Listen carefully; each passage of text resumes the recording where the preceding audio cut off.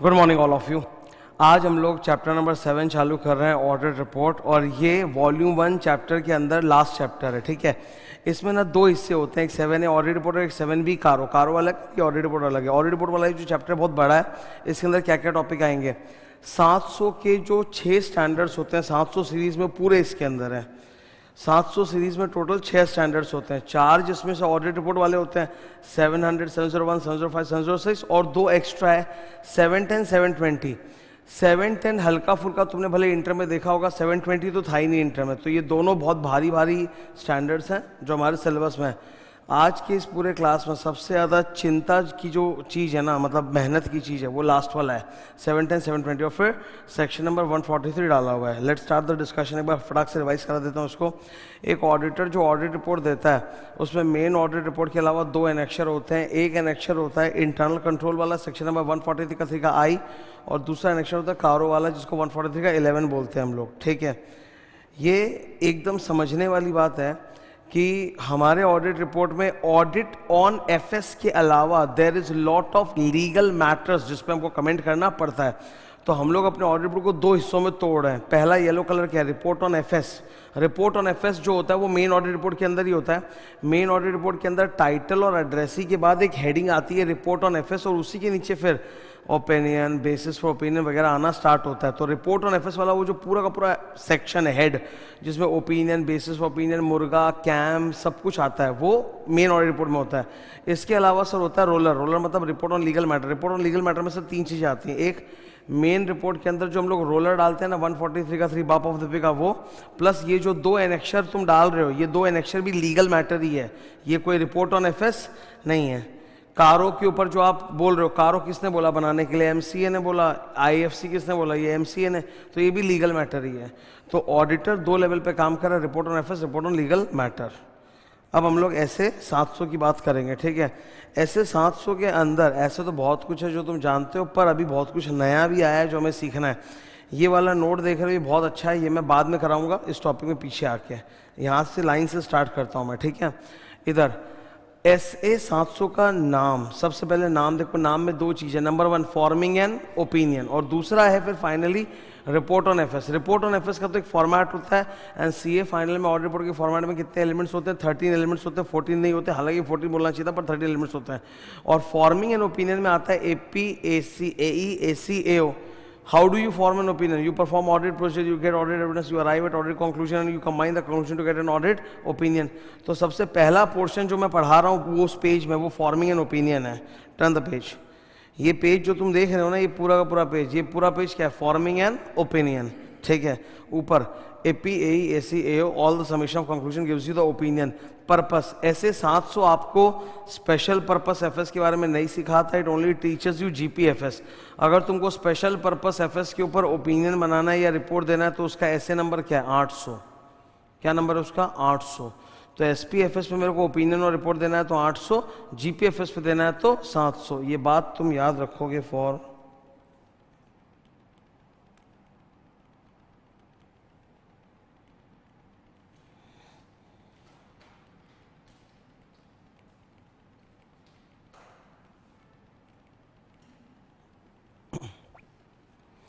ठीक है। Special purpose से देना है 800, जी पर जनरल पर्पस से देना है तो 700। ओके, इधर forming an opinion for what are the 2 factors, वो क्वेश्चन पढ़ो मेरे हाथ का। What are the 2 factors to be considered while forming an opinion. A से कंपनी की जो अकाउंटिंग प्रैक्टिसेस है उसका क्वालिटेटिव एस्पेक्ट्स। तो A से accounting practices of the company का क्वालिटेटिव एस्पेक्ट, जिसमें 3 चीज आएगा, AP, AE, AD, accounting policy, accounting estimate and accounting disclosure.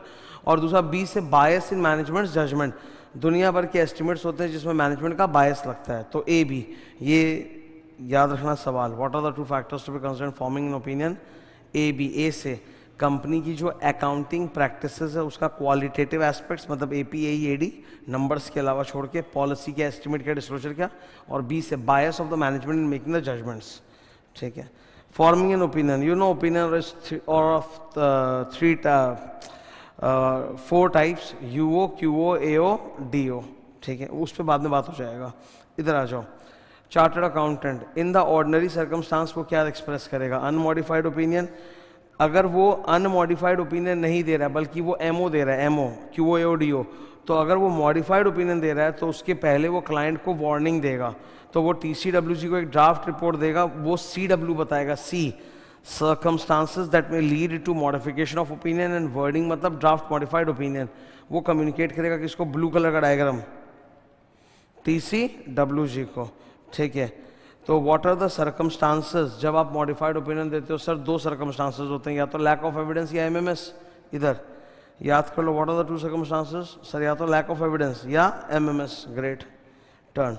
अब यहाँ पे आ गया ऑडिट रिपोर्ट का स्ट्रक्चर। ऑडिट रिपोर्ट के अंदर कितने एलिमेंट्स है, 13 है, अपने को याद होने चाहिए एकदम।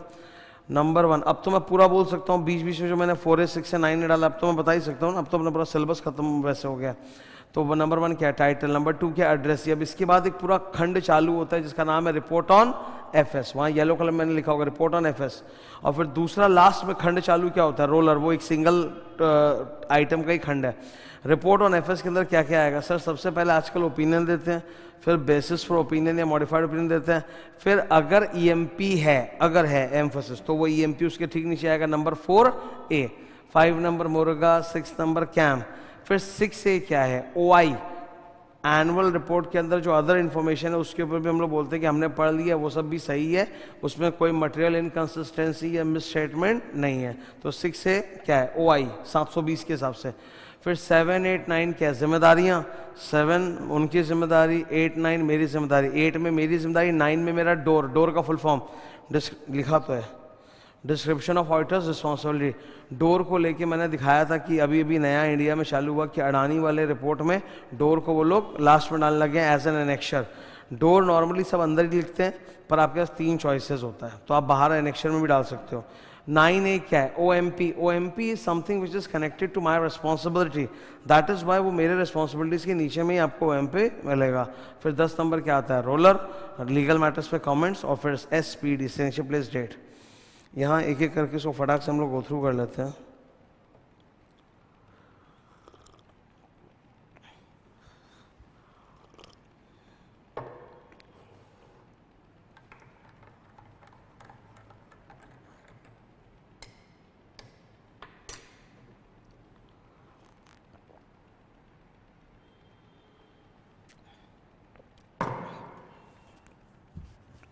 सबसे पहले टाइटल, हमेशा अपनी रिपोर्ट को एक टाइटल देना चाहिए। It distinguishes my audit report from so many different reports presented in the FS। Addressee कौन होगा, अगर GPFS है तो शेयरहोल्डर, SPFS है तो बोर्ड ऑफ डायरेक्टर्स या स्पेसिफाइड यूजर्स। ऑडिटर्स ओपिनियन में 2 खंड होते हैं, ऑडिटर्स ओपिनियन के अंदर भी 2 पैराग्राफ होते हैं। असली ओपिनियन सेकंड पैराग्राफ में आता है, फर्स्ट पैराग्राफ में आता है it's like an opening statement कि हमने ऑडिट कर लिया है, किस कंपनी का किया है, किस पीरियड का किया है, FS के अंदर कौन कौन से आइटम्स आते हैं, balance sheet, PL, cash flow, SOCIE, और नोट्स और एक्सप्लेनेटरी स्टेटमेंट का अलग से एक रेफरेंस। तो ये 5 चीज़ें आएंगी, ठीक है। एक खास बात, अगर आप दे रहे हो डिस्क्लेमर, मैंने तुमको तीनों अलग अलग टाइप के जो ओपिनियन होते हैं, QA और DO, सबका एग्जाम्पल दिया। अडानी की रिपोर्ट QO का एग्जाम्पल, मैकलियोड की रिपोर्ट एडवर्ड्स का एग्जाम्पल, रिलायंस इंफ्रा का एग्जाम्पल, डिस्क्लेमर का। अगर आप डिस्क्लेमर ऑफ ओपिनियन दे रहे हो ना, तो आपके वहां पे वो लाइन नहीं आएगा कि we have audited the FS, उसके बदले आएगा we were engaged to audit the FS। यही बात यहाँ पे लिखा हुआ है। डिस्क्लेमर जब हम लोग देते हैं तो हमें 3 बातों का ख्याल रखना पड़ता है, वो 705 में जब मैं जाऊँगा तो बता दूंगा इधर। अब सेकंड पैराग्राफ जो ओपिनियन में होता है वही असली ओपिनियन होता है, और उसमें ओपिनियन में आप क्या देते हो, ये रही भाषा। 2 भाषा चलती है, सुनो। हम लोग सारे स्टैंडर्ड्स खत्म कर चुके हैं ना चैप्टर 11 तक। तुम देख रहे थे एक चीज़ कि यहाँ वाले चैप्टर में ट्रू एंड फेयर भी ज़्यादा पॉपुलर है, जबकि वहाँ पे ज़्यादा पॉपुलर कौन सा है, presented Fairlie in all material aspects, है ना। और अगर उसमें भी वो स्पेशल पर्पस होता है तो वो लोग क्या बोल देते हैं, कंप्लायंस फ्रेमवर्क होता है, तो वहाँ बोल देते हैं prepared in all material respects. यहाँ तो कम से कम बोले presented Fairlie in all material respects. एक काम करो, यहाँ पे एक एडिट करो, तो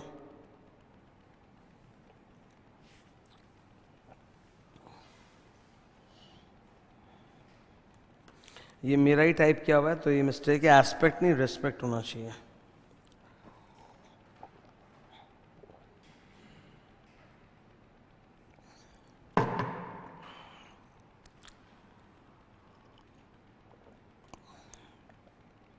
ओके, अब इधर देखो। मैं बता देना चाहता हूँ कि चैप्टर 7 जैसे अपना ख़त्म हो जाएगा, वॉल्यूम 1 ख़त्म हो जाएगा, I am not going to break this chain. ये जो चल रहा है ये बहुत बहुत इंपॉर्टेंट है ये सारे।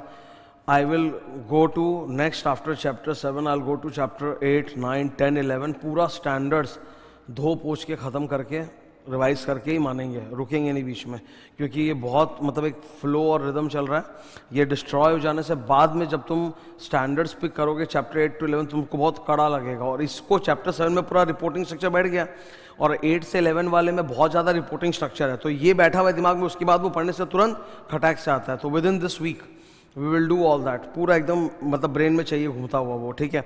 और वो चैप्टर्स क्या है ना, रिवाइज कराने में टाइम कम लगेगा, उतना टाइम नहीं लगता। कमिंग टू दिस वन, सबसे पहले ओपिनियन की भाषा स्टूडेंट को याद होनी चाहिए। In our opinion and to the best of our information and according to the expression given to us, the financial statement give all the information required by the act, मतलब schedule 3 in the manner so required, and also gives a true and fair view in conformity with APGA, Accounting Principles Generally Accepted in India, of what? Of the state of affairs, profits, cash flows and SOCI. Basis for opinion, हमारे opinion के 3 basis होते हैं, सा, Sai, ethics. सा standards on auditing, Sai SAE evidence और ethics, ये 3 हमारे basis हैं। फिर अगर मुर्गा वाली प्रॉब्लम है तो आप मुर्गा डालो वरना मत डालो। हम लोग ऐसे 570 रिवाइज करके आ चुके हैं ना कल, तो मुर्गा हमको पता है कब डलता है। अच्छा, मुर्गा EMP जैसा ही होता है ना, खाली फर्क क्या होता है सर, मुर्गा भी अटेंशन ड्रॉ करता है नोट्स में, मुर्गा भी एक मॉडिफाइड ओपिनियन का सब्स्टिट्यूट नहीं है, पर मुर्गा गोइंग कंसर्न के ऊपर है। तो EMP से एक एक्स्ट्रा पॉइंट है सर, मुर्गा इंडिकेट्स इवेंट्स और condition that cast a significant doubt on the entity's ability to continue as going concern. तो मुर्गा के अंदर ये 3 points, second point number star होगा, वही मैंने डिस्कस कर दिया, ठीक है। कैम के ऊपर तो सर एक फुल फ्लेजेड स्टैंडर्ड है, ऐसे 701 जो भी थोड़ी देर में आने वाला है तो वहाँ पे बात कर लेंगे। अब फिर क्या आया, मैनेजमेंट की रिस्पॉन्सिबिलिटी। मैनेजमेंट की रिस्पॉन्सिबिलिटी ये रही तुम्हारे लिए समरी फॉर्मेट में, एक बार ब्राउन कलर में अंडरलाइन को पढ़ लो।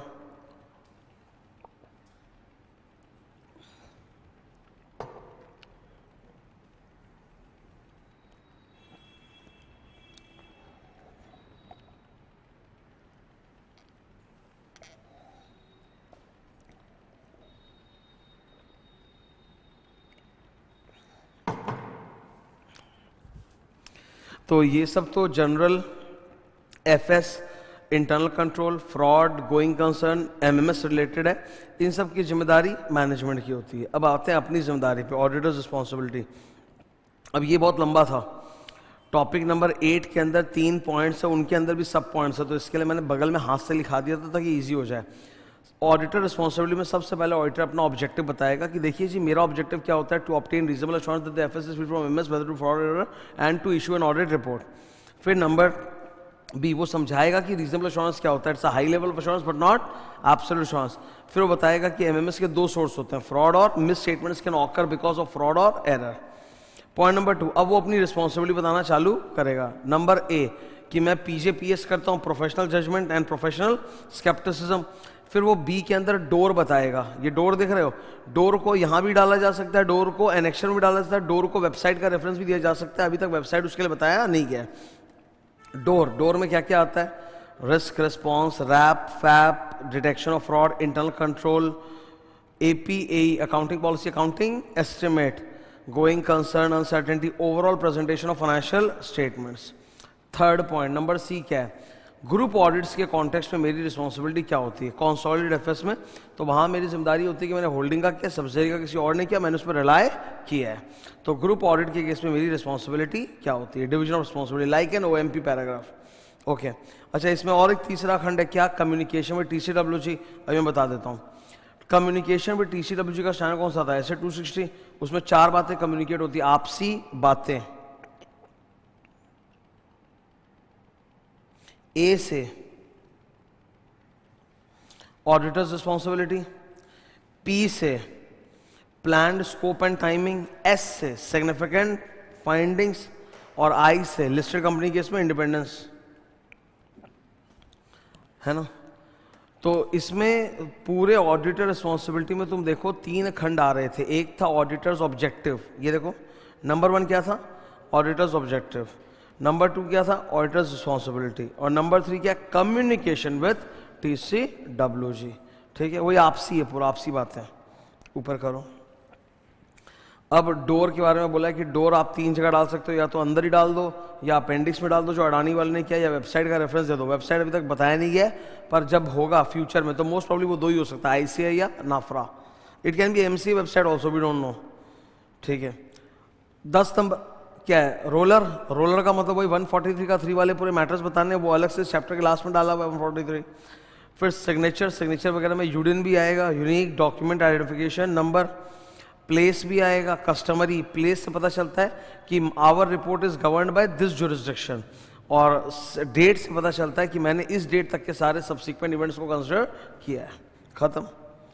अब ये एक देखो नया आइटम है। सपोज मान लो मैं जो ऑडिट कर रहा हूँ जिस क्लाइंट का, उसमें ना वो क्लाइंट एक ग्लोबल क्लाइंट है, तो उसके ऑडिट के दौरान मैंने हिंदुस्तान का जो ऐसे है स्टैंडर्ड्स ऑडिटिंग वो भी फॉलो किया है, और मैंने ईसा या आसू फॉलो किया है। ईसा मतलब इंटरनेशनल स्टैंडर्ड्स ऑन ऑडिटिंग, या आसू मतलब auditing standard of other jurisdiction. तो क्या मैं अपने रिपोर्ट में, मैं अपने ऑडिट रिपोर्ट में मैं दोनों का रेफरेंस दे सकता हूँ, ऐसे का और ईसा का? क्योंकि मैंने ऐसे भी फॉलो किया और मैंने ईसा आसू भी फॉलो किया, तो क्या मैं दोनों का रेफरेंस दे सकता हूँ? इन्होंने बोला आप दोनों का रेफरेंस दे सकते हैं अपने रिपोर्ट में if twin conditions are satisfied. If, ये हाथ का लिखा हो देखो, if twin conditions are satisfied. Number 1, मैंने भले ही ऑडिट ऐसे और ईसा के हिसाब से किया हो, दोनों में मेरा ओपिनियन सेम आ रहा है, मेरा ओपिनियन डिफरेंट नहीं आ रहा है, ठीक है। और अगर हिंदुस्तान का ऐसे बोल रहा है कि EMP OMP डालना पड़ेगा, तो ईसा या आसू उसको स्टॉप नहीं कर रहा है। तो पहला पॉइंट पढ़ो, first condition, there is no conflict between the requirements of SA and ISA ASU regarding a different opinion, causing us to form a different opinion, or not expressing EMP OMP when required by SA 706. That's the first condition. Second condition है, अगर आप दोनों stand follow कर रहे हो परंतु आपके audit report में 13 के 13 एलिमेंट जो पढ़ के है वो कम से कम है, तब आप दोनों स्टैंडर्ड का रेफरेंस दे सकते हो, ऐसे और ईसा का, ठीक है। अब ये वाला टॉपिक भी नया डाला गया, बहुत इंपॉर्टेंट है, इट इज सप्लीमेंट्री इन्फॉर्मेशन। मैंने पूरा एग्जांपल दे दुआ के समझाया था इन्फोसिस का, अभी खाली बार समरी में बता देता हूँ। उसका मैंने बहुत अच्छा समरी बना के लिखा है बिगिनिंग में, जो हम लोग छोड़ के आए हैं। Go to page 4।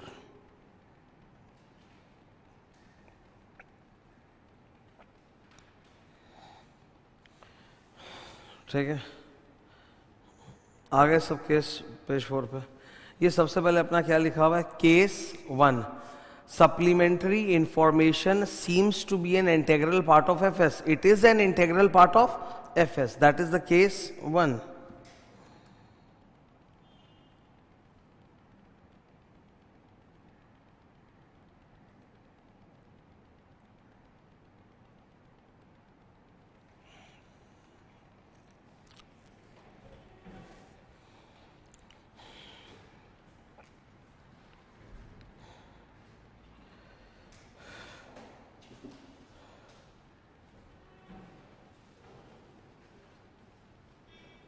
किया क्या सबने, बोलूँ मैं? ठीक है, supplementary information is an integral part of FS. वो इंटेग्रल पार्ट है, अगर वो एफएस का इंटेग्रल पार्ट है तब मुझे उसका भी ऑडिट करना पड़ेगा, it will be covered by my audit report. If it is an integral part of FS तो उसको भी मैं ऑडिट में कवर करूंगा। सर इसका कोई एग्जांपल? तो एग्जांपल है ना, ये देखो, balance sheet, PL, cash flow, SOCIE और नोट्स। कंपनी ने नोट्स के अंदर स्पेशल फाइनेंशियल रिपोर्टिंग फ्रेमवर्क जो उनके ऊपर एप्लीकेबल है उसको लेके कुछ एडजस्टमेंट्स वगैरह दिखाए हैं नोट्स में, ठीक है। नोट्स इंक्लूड एसआई, ठीक है। एग्जांपल, कंपनी ने जीपीएफएस में जो प्रॉफिट निकाला और एसपीएफएस में जो प्रॉफिट निकाला थोड़ा सा फर्क है, उसका रिकॉन्सिलेशन बना के नोट्स में दिखाया। ये देखो एग्जांपल पढ़ो, यू नो IFRS नाम तो सुना ही होगा, है ना, इंडेक्स तो जानते ही हो। तो मान लो कंपनी ने 2 अलग अलग सेट बनाया है, एफएस का, जीपीएफएस, एसपीएफएस, और दोनों में प्रॉफिट अलग है, उसका रिको दिखा रहे हैं और रिको नोट्स में दिखा रहे हैं, तो that's an integral part of FS. या आईसीए का एग्जांपल है, तब उस केस में I will also cover that, मैं उसका भी ऑडिट करूंगा, it will be answer, it will be covered, the SI supplementary information will be covered by my audit report. Sir case 2,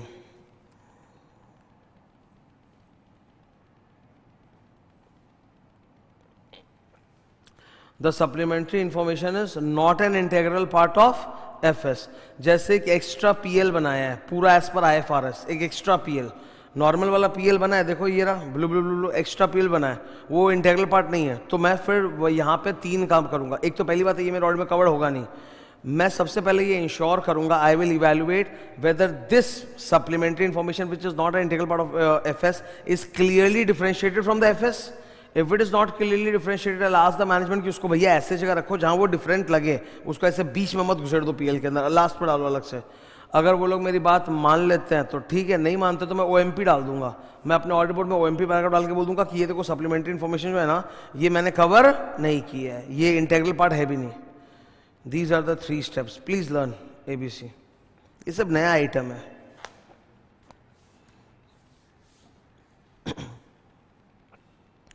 इसको यहीं से याद कर लोगे तो उधर से पढ़ना ही नहीं पड़ेगा.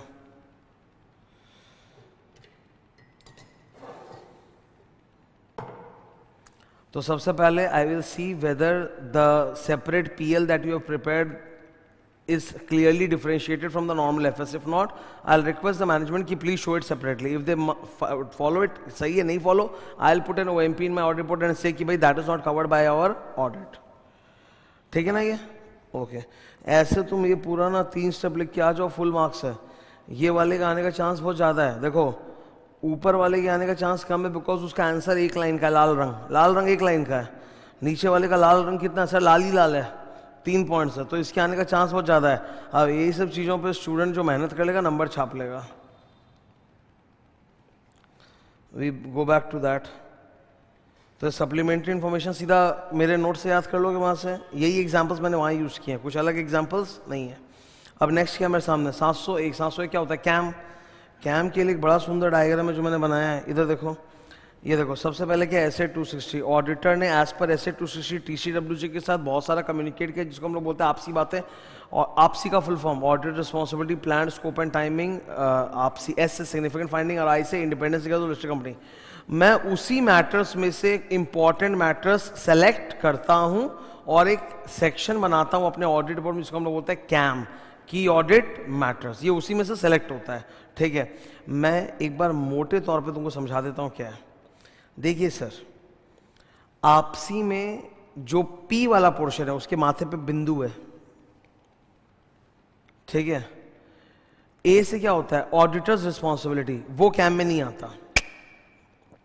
S से क्या होता है, I से क्या होता है, P में क्या क्या होता है सोचो जरा. प्लान्ड, स्कोप एंड टाइमिंग जो हम लोग बोलते हैं, 260 पढ़ा के आए और रिवाइज भी कराया. Planned scope में do you share the detailed audit plan with the client and compromise the effectiveness of audit? Then what exactly do you share in the plan? Sir, we share the risky areas and how we are going to address them. CAM वही होता है. CAM का मतलब है कि client के क्या क्या रिस्की एरियाज थे इस साल और उसको आपने कैसे एड्रेस किया. तो CAM का जो पॉइंट्स है वो आपसी के कौन सी चीज से चुना जाएगा, P से चुना जाएगा. समझ रहे हो? तुम देखो ये सब इतना बारीक लेवल पे अपने बात किए हुए हैं तुम्हारे सामने. ये तो तुम्हारा भी बुक में बनाया हुआ होगा, ऐसा तो ना कि मैं सुबह भी बना के आया हूं.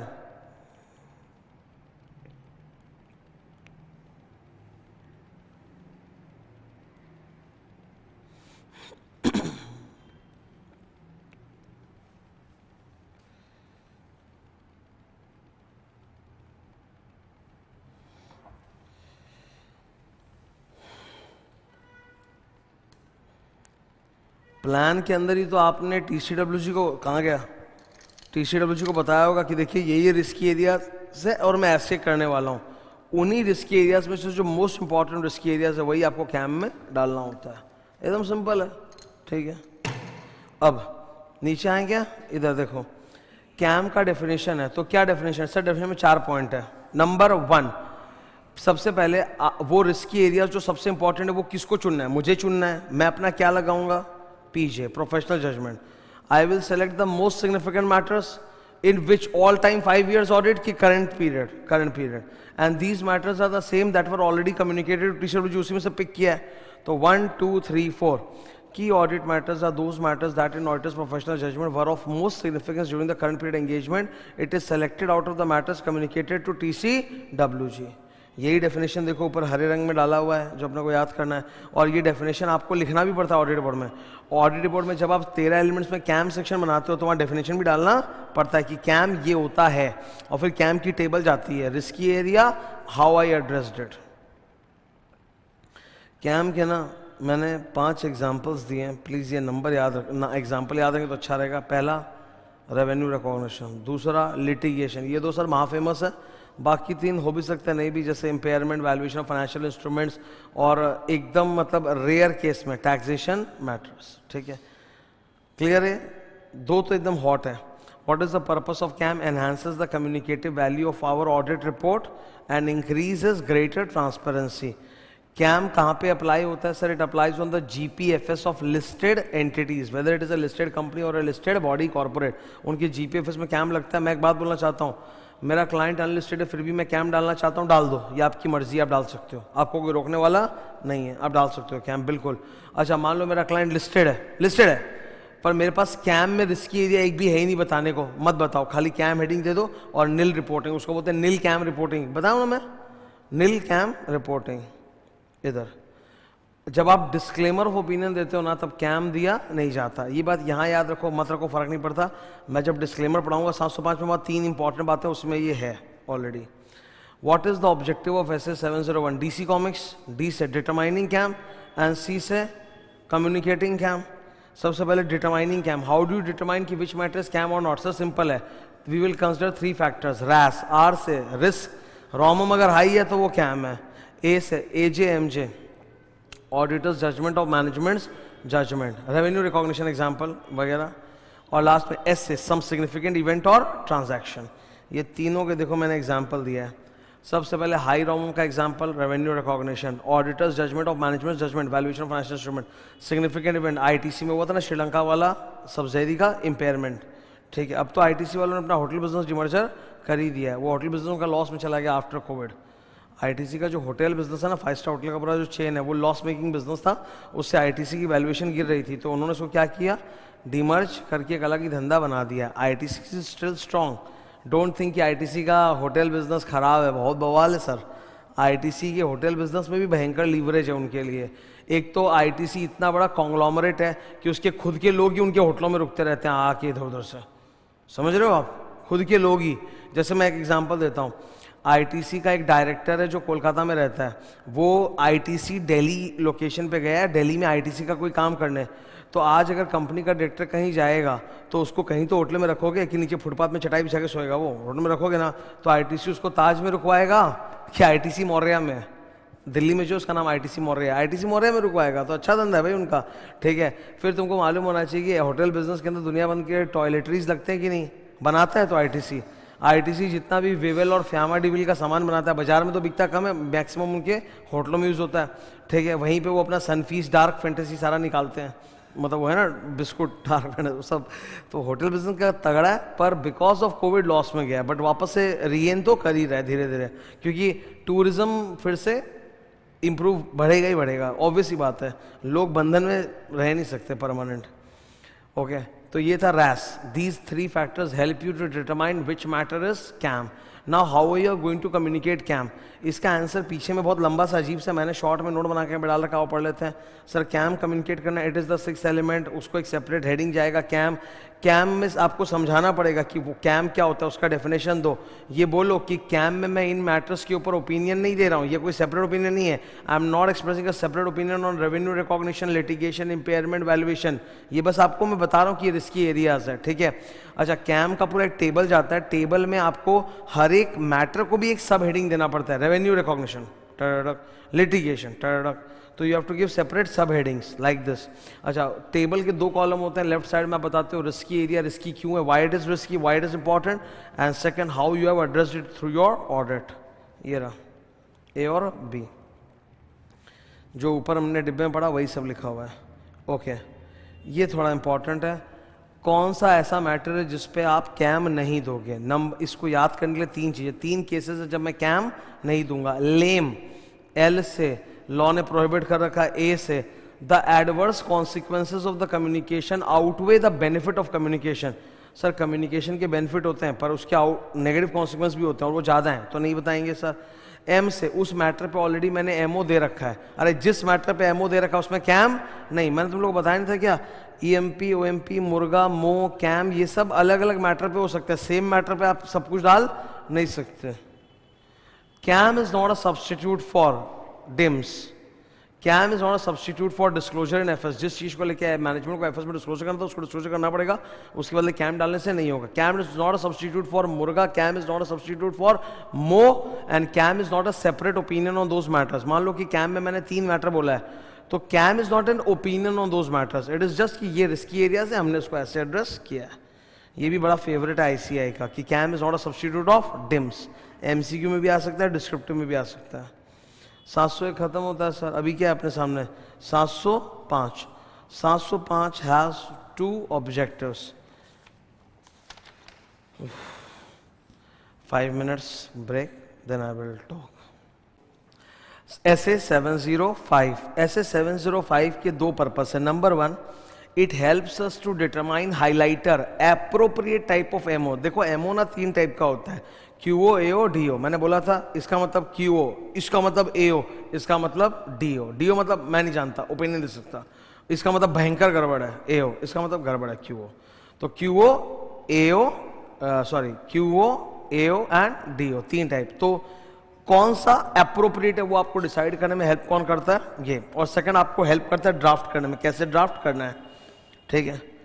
इसके लिए मैंने बहुत कुछ बनाया होगा इधर जिससे तुम्हारा काम आसान हो जाए। Look at this, the appropriate type of, ये एकदम बहुत सुंदर है, इसको पढ़ते पूरा कड़ाक से अंदर घुसता है। The appropriate type of MO depends on number 1 the nature of the modification. Sir nature का मतलब बेसिकली हो गया कॉज ऑफ मॉडिफिकेशन, क्या मॉडिफाइड क्यों दे रहे हो, उसके 2 ही कारण होते हैं, या तो एमएमएस या लैक ऑफ एविडेंस। अगर एमएमएस है तो आंसर क्या होगा, क्यूओ एओ। अगर लैक ऑफ एविडेंस है तो आंसर क्या होगा, क्यूओ डीओ। सर दूसरा, it depends on the pervasiveness of the modification. Pervasiveness का मतलब है वो अगर फैला हुआ है, पूरा एक्सपैंडेड है, पूरा इफेक्ट ज्यादा कर रहा है, तब आप एओ या डीओ में जाओगे, तब आप क्यूओ में नहीं जाओगे। तो ये 2 फैक्टर्स आपको हेल्प करते हैं डिसाइडिंग कि कौन क्या होगा। Suppose it is MMS and pervasive, AO. It is lack of evidence and pervasive, disclaimer. It is MMS या lack of evidence but not pervasive, QO. अब एग्जाम में सपोज डिफाइन करने के लिए आ गया तो मैंने 1 लाइन का डेफिनेशन भी तुम्हारे लिए तैयार कर रखा है। क्यूओ, एओ, डीओ कैसे बोलोगे, QO is expressed when the effect of MMS या lack of evidence is M material as well as, material but not pervasive. AO कब देते हैं, AO is expressed when the effect of MMS is material and pervasive.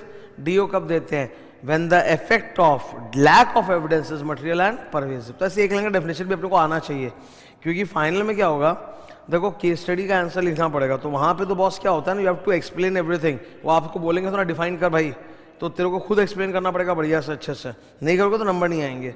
अच्छा फिर ये क्या देखो लिखा है, LOSOA full form,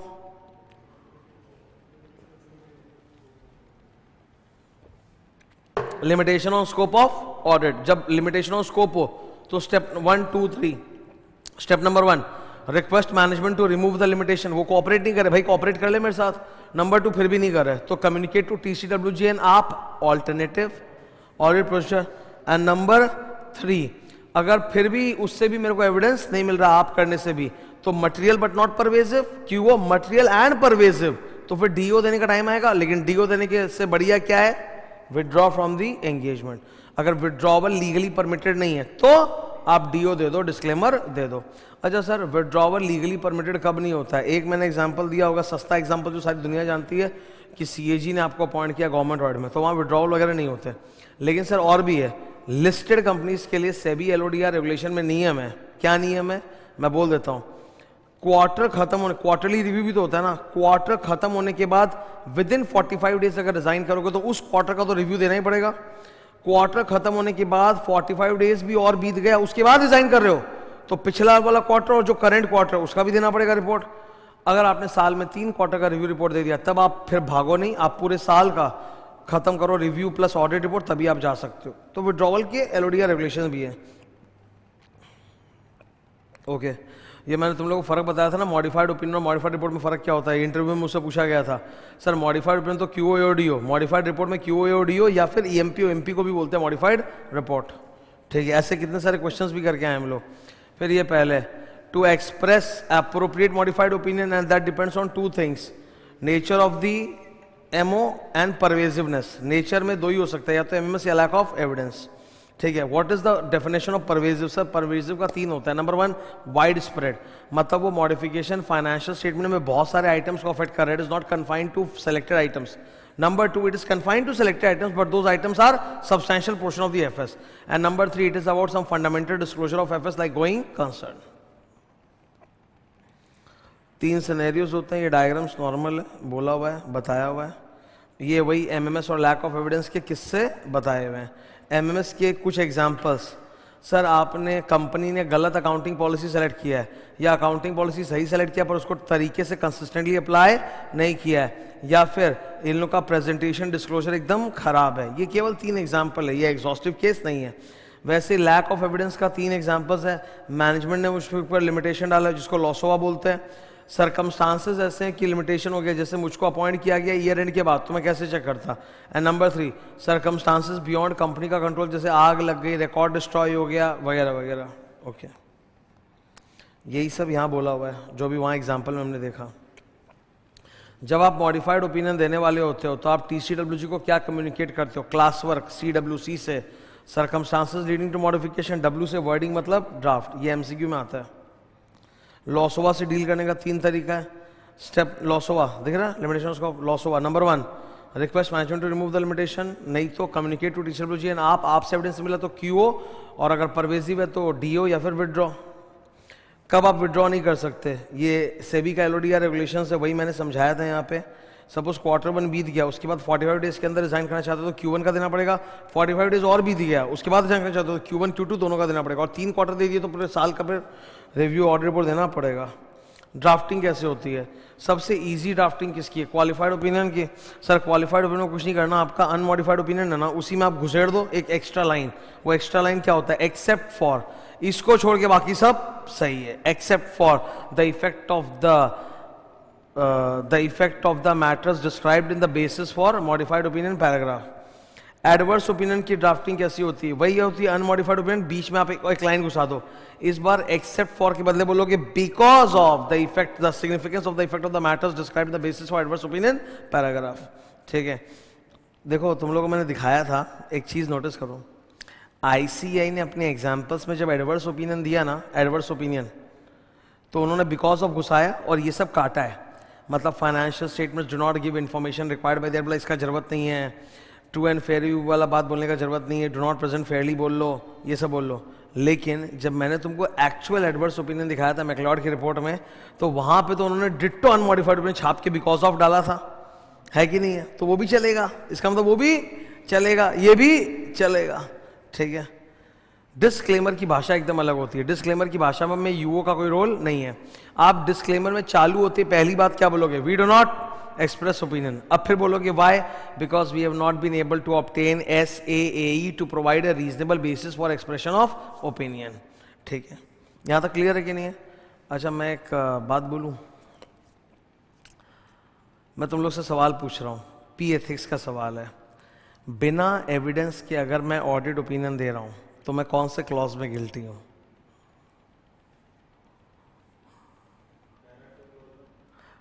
clause number खाली बता दो। Second schedule part 1, second schedule part 1 में 10 होते हैं। सेकंड शेड्यूल पार्ट 1 में 10 होते हैं नंबर। कौन से नंबर में कि भैया बिना एविडेंस के आप दे दो तो गलत हो गया, आप आदमी गलत हो, आप guilty, professional misconduct. 8 7 number negligence, 8 number बिना एविडेंस। 7 नंबर नेग्लिजेंस, 8 नंबर बिना एविडेंस। 9 नंबर डेलगापा, जनरली एक्सेप्ट प्रोसीजर से हट गए। तो 8 नंबर में ये बोला हुआ है कि अगर आपने बिना एविडेंस के ओपिनियन दे दिया तो आप गलत हो, या फिर एविडेंस नहीं मिला और आपने डीओ दे दिया, negate the expression of opinion, it's exceptions are material enough to negate the expression, मतलब डिस्क्लेमर दे दिया तो वो भी चलेगा। ठीक है, तो इसका लिंक है ना क्लॉज 8 के साथ।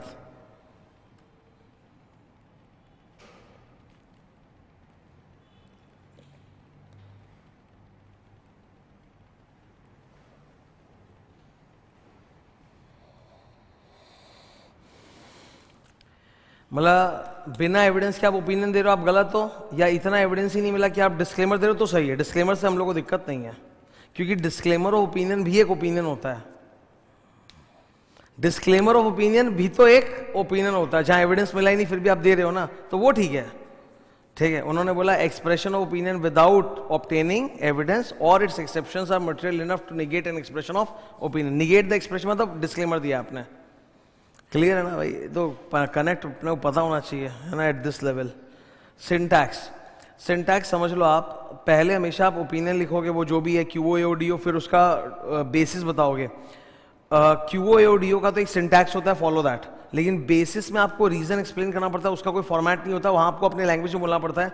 Try to include some numbers and a proper explanation there कि why you have given QOAO और DO, ठीक है। ड्राफ्टिंग हमने बहुत सारा किया है, उसी के बारे में मेरे टिप्स हैं ये, ठीक है, तुम लोगों को। मॉडिफाइड ओपिनियन का तो सिंटैक्स होता है, और बेसिस में 3 बातें याद रखना। क्यों आप QOAODO दे रहे हो, उसका कारण तो क्वेश्चन में लिखा होगा, कॉपी करो वहां से, ठीक है। Try to put some monetary value, अगर मॉनेटरी वैल्यू क्वेश्चन में दिया तो ठीक है, कितने रुपए का मिस स्टेटमेंट है, नहीं तो तुम XXXX लिख दो, ₹XXXX। एंड थर्ड, थोड़ा सा लास्ट में ये बोल दो कि ये जो मिस स्टेटमेंट है, इससे प्रॉफिट पे क्या असर पड़ेगा, ओवर स्टेटिंग और under स्टेटिंग। Basis for modified opinion paragraph. अब ये ओरिजिनल स्टैंडर्ड में लिखे हुए हैं, कुछ इंपॉर्टेंट पॉइंट्स हमें पता होने चाहिए, ठीक है। जब भी आप मॉडिफाइड ओपिनियन दो, please try to quantify it, put an amount, कि कितने अमाउंट का इफेक्ट है, मतलब कितने अमाउंट का एविडेंस नहीं मिला है, कितने अमाउंट का MMS है। Try to describe it and quantify it. If quantification is not possible then mention there कि इसका अमाउंट बताना संभव नहीं है। Number 2, try to put narrative disclosures, explanation, ठीक है। थर्ड, नॉन डिस्क्लोजर, अगर मैनेजमेंट ने कोई इंपॉर्टेंट डिस्क्लोजर डालना चाहिए था जो नहीं डाला है, तो उसके ऊपर आप क्वालिफाइड दे रहे हो और आप यहां पे उसको डिस्क्लोज कर सकते हो, क्योंकि उन्होंने डाला नहीं है। लास्ट, अगर आपको एविडेंस नहीं मिल रहा है, you are unable to obtain SE, then explain why you are unable. Is it because of LOSOA, तो समझाओ, छुपाओ नहीं। डिस्क्लेमर के ड्राफ्टिंग में आपको 3 इंपॉर्टेंट बातें याद रखनी है। उल्टा चालू करेंगे, नीचे नंबर 3, जब आप डिस्क्लेमर देते हो तो कैम इधर, कैम नहीं देते। जब आप डिस्क्लेमर देते हो तो आप ऊपर वाले ओपिनियन में ये नहीं लिखते वी हैव ऑडिटेड, आप बोलते we were engage to audit. And next, आपकी ऑडिटर रिस्पॉन्सिबिलिटी में जो डोर होता है ना, बहुत पतला होता है वो, उसमें आप ज़्यादा ज्ञान नहीं भखेड़ते हो बैठ के, क्योंकि काम तो हुआ नहीं अल्टीमेटली, तो बहुत कम कम देते हो कि हमारा काम था ऑडिट करना, रिपोर्ट देना, पर हमें ऐसे ही नहीं मिला, हमारी इंडिपेंडेंस एंड एथिक्स हमने फॉलो किए, बस इतना ही बोलोगे। ये सब हम लोग प्रैक्टिकली देखे हैं, ये तो एग्जाम्पल्स है। अब कौन है मेरे सामने? 706। 706 को क्या बोलते हैं? EMP OMP भी बोलते हैं, या फिर EOM OM भी बोलते हैं। EOM मतलब एम्फोसो मैटर, OM मतलब अदर मैटर, ठीक है। EMP OMP क्या होता है? Let's talk. एक बार पलट के देखो, ये ज्यादा बड़ा नहीं है, 3 पेजेस का ही है ना, बहुत ज़्यादा बड़ा नहीं है, एकदम 3 पेजेस का सिंपल टाइप से। Please check that. 3 पेज है, 4 भी नहीं है, 3 ही है। मैं बातचीत करूं, मैं डिस्क्राइब कर दूं इसको, ओके।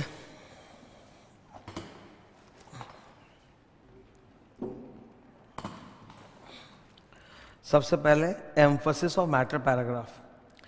नाम है emphasis of matter, something is described in the notes already, most probably वो डिस्क्राइब्ड है FS के अंदर, कहाँ पर? नोट्स में। पर आप जानते हो कि नोट्स एक शेल्डर जाके देखेगा नहीं, तो आप ध्यान अट्रैक्ट करना चाहते हो। Why? Because you believe that a particular note that is given over there is fundamental to users understanding of FS। अच्छा, don't try to over use EMP, ये आगे लिखा हुआ भी है। For example, notes to FS में 40 notes है, जिसमें से आपको 5 नोट्स बहुत अच्छे लगे, तो भाई आप 5 EMP पैराग्राफ नहीं दे सकते, इक्का दुक्का कोई। Don't over use EMP, otherwise पूरा वो EMP का जो एक, अगर मैं पूरी किताब पे ही हाईलाइटर चला दूं तो फिर हाईलाइट करने का कोई पर्पस रह गया क्या? हाँ, अगर मैं पूरी किताब पे स्टूडेंट पढ़ते पढ़ते रंग मार दे हाईलाइटर, तो फिर तो काय का हाईलाइटर सर। तो वही है कि ओवर EMP मत करना, ठीक है। केवल वो मैटर जो आपको लगता है it is fundamental to users understanding of FS, कि इसके बिना उसकी समझ सही नहीं होगी, वहां पे खाली आप EMP पैराग्राफ दे सकते हो, ठीक है। ये मेरा ही बनाया हुआ है नोट्स, जो मैंने समझाया था। इसका एग्जाम्पल होता है सबसे famous, future outcome of a litigation. एक लीगल केस चल रहा है, उसके आउटकम को लेकर अनसर्टेनिटी है, जो नोट्स में डिस्क्राइब्ड है, वहां मैं ध्यान अट्रैक्ट कर रहा हूं, ठीक है। Is EMP a modified opinion? No. Is EMP a modified report? Yes. It's a modified report but it's not a modified opinion. Okay, पहले ईएमपी पे बात कर लेते हैं पूरा। ईएमपी की ड्राफ्टिंग कैसे होगी? आप अपने ऑडिट रिपोर्ट में 4A मतलब ओपिनियन, बेसिस ऑफ ओपिनियन, और फिर आइटम नंबर 13 में से 4A ओपिनियन वाले पोर्शंस वगैरह के बाद ईएमपी डाल सकते हो। एक सेपरेट हेडिंग दोगे, emphasis of matter. Emphasis of matter में आपको वो पूरा नोट वापस से रिप्रोड्यूस नहीं करना है, केवल वो नोट नंबर डाल के ध्यान अट्रैक्ट करना और एक दो लाइन में बात बोलनी है, ठीक है? ओके, और फिर क्लियर एक बोलना है कि ये कोई मॉडिफाइड ओपिनियन नहीं है, बिकॉज एक आम आदमी को हर चीज मॉडिफाइड ओपिनियन ही लगेगा। कहां पर डालोगे सर इसको? जनरली ये ओपिनियंस के बाद डलता है, ओपिनियन बेसिस ओपिनियन के बाद, यानी 4A, ठीक है, जनरली वहां डलता है। लेकिन अगर आपको लगता है कि कैम ईएमपी से भी ज्यादा इंपॉर्टेंट है तो कैम ऊपर रहेगा 6 नंबर, उसके नीचे रहेगा ईएमपी, नहीं तो ये जनरली ओपिनियन के बाद ही जाएगा 4A, ठीक है? यहां तक ईएमपी क्लियर है? इधर देखो हरा line, relationship between EMP and KAM. First of all, what is the difference between EMP and KAM? Sir KAM एकदम अलग चीज है। कैम में भी हम लोग ड्रॉ अटेंशन टू नोट करते हैं। कैम में भी क्या होता है, आप बताते हो ये रिस्की मैटर है, हाउ वी हैव एड्रेस, और अगर वो मैटर को लेकर कोई डिस्क्लोजर हो तो आप ध्यान अट्रैक्ट कर देते हो, तो कैम अलग चीज है। ईएमपी में आप अपना प्रोसीजर वगैरह नहीं बताते, आप बस बोलते हो कि ये जाके पढ़ लो, ठीक है? तो कैम अलग चीज है, ईएमपी अलग चीज, दोनों को मिक्स नहीं करना है। जहां आपको लगता है कि कैम है वहां कैम दो, वहां पूरा बताओ कि रिस्की एरिया हमने ऐसे एड्रेस किया, जाके नोट भी देख लो। और जहां लगता है कि नहीं ये कैम वाला चीज नहीं है तो बस खाली ईएमपी का डिस्क्लोजर दे दो। मैं बोलूंगा तुमको कि EMP is smaller in scope than KAM. KAM detail होता है। देखो ये बात बहुत लोग जानते नहीं, पर मैंने प्रैक्टिकली दिखाया भी था कि कैम में भी नोट्स का रेफरेंस रहता है, क्योंकि कैम जिस रिस्की एरिया पे होगा उसको पक्का मैनेजमेंट ने नोट्स में डिस्क्राइब किया होगा, ध्यान अट्रैक्ट किया ही होगा, तो अपने को ध्यान अट्रैक्ट करना होता है। कैम के अंदर भी एक नोट का टेंशन होता है, ठीक है? पर कैम में दो चीजें और होती है कि रिस्की एरिया रिस्की क्यों है, आपने उसको कैसे एड्रेस किया है। ईएमपी में वो सब नहीं होता। तो I can say EMP is एक छोटा वर्जन ऑफ कैम, दोनों एक दूसरे के सब्सटीट्यूट नहीं है। कैम अलग है, ईएमपी अलग है। Now let's talk about OMP. See, OMP deals with something which is related to me, not to FS. It is not about anything which is already disclosed in FS. No, it's about me. And I believe that other matter paragraph is necessary to explain the people about the scope of my audit, my report or my auditor's responsibility. OMP का सबसे best example, सबसे popular example है consolidated financial statements वाली audit report. उसमें मैं बताता हूं ना कि सब्सिडीज का ऑडिट मैंने नहीं किया, दूसरों ने किया, तो ऐसे 600 में डिवीजन ऑफ रिस्पॉन्सिबिलिटी बताने के लिए सबसे बेस्ट क्या होता है? अदर मैटर पैराग्राफ सबसे बेस्ट होता है, ठीक है? तो वो इसका सबसे बेस्ट एग्जांपल है। नीचे देखो, ओएमपी भी एक मॉडिफाइड ओपिनियन नहीं है, पर ओएमपी एक मॉडिफाइड रिपोर्ट है। इधर ओएमपी का भी एक सेपरेट हेडिंग जाएगा। ओएमपी को कहां पे आप पुट करोगे? Sir OMP is about my responsibility.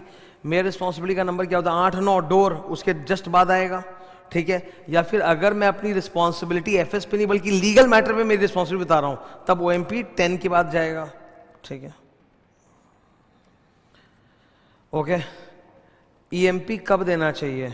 अगर किसी मामले पे आपने एमओ दे दिया है तो ईएमपी की जरूरत नहीं है। अगर किसी मामले में कैम दे दिया है तो ईएमपी की जरूरत नहीं है। इधर देखो, give us some examples of EMP. मैं तुमको शॉर्ट में एक तरीका सिखा रहा हूं याद करने का। एक बार ये ब्लू लाइन पढ़ो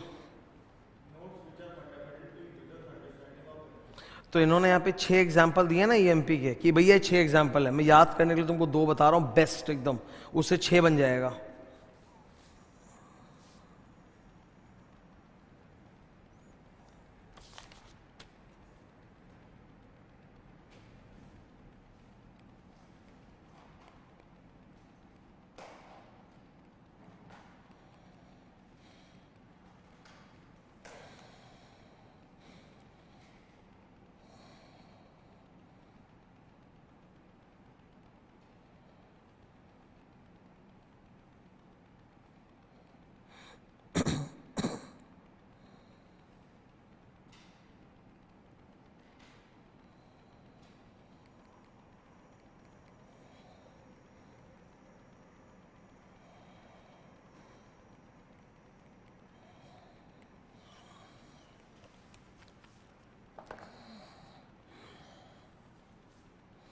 पहले 3 एग्जाम्पल आप देखोगे वो सब्सिक्वेंट इवेंट के हैं, कि ईयर एंड के बाद सब्सिक्वेंट इवेंट कुछ हो गया, एडजस्टिंग नॉन एडजस्टिंग इवेंट हो गया, फैक्ट भी हो गया, कोई लिटिगेशन कंपनी में चल रहा है वो भी तो खुद एक सब्सिक्वेंट इवेंट ही होता है, ठीक है।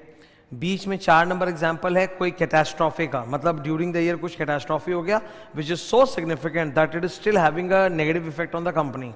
और लास्ट का 3 कोई एफआरएफ के ऊपर है कि इंड एएस है या कोई स्पेशल फ्रेमवर्क है जहां पे मैं ध्यान अट्रैक्ट करना चाहता हूं, ठीक है। तो ये examples of EMP. Next, OMP paragraph कब दिया जाता है? अगर लॉ ने प्रोहिबिट नहीं किया या आपके हिसाब से वो कैम नहीं है तब आप ओएमपी दे सकते हो। ओएमपी का सबसे बेस्ट एग्जांपल है सर एसए 600, मतलब ग्रुप कंपनी ऑडिट या ब्रांच ऑडिट के केस में जहां आपको दिखाना पड़ता है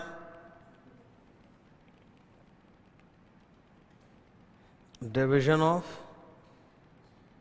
रेस्पॉन्सिबिलिटी।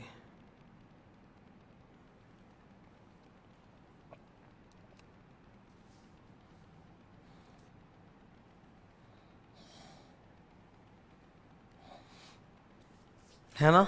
नेक्स्ट, अच्छा, अगर आप अपने रिपोर्ट में ईएमपी ओएमपी डालना चाहते हो तो आप टीसीडब्ल्यूजी को 2 चीज कम्युनिकेट करोगे, क्लास वर्क की ईडब्ल्यू एन एक्सपेक्टेशन कि मैं डालने वाला हूँ ईएमपी ओएमपी, एंड डब्ल्यू से वर्डिंग मतलब ड्राफ्ट। हो गया 706 खत्म। अभी तुम देखो, मुझे मेरे ख्याल से 1 घंटा हुआ होगा कुछ पढ़ाते हुए, रिवाइज कराते हुए।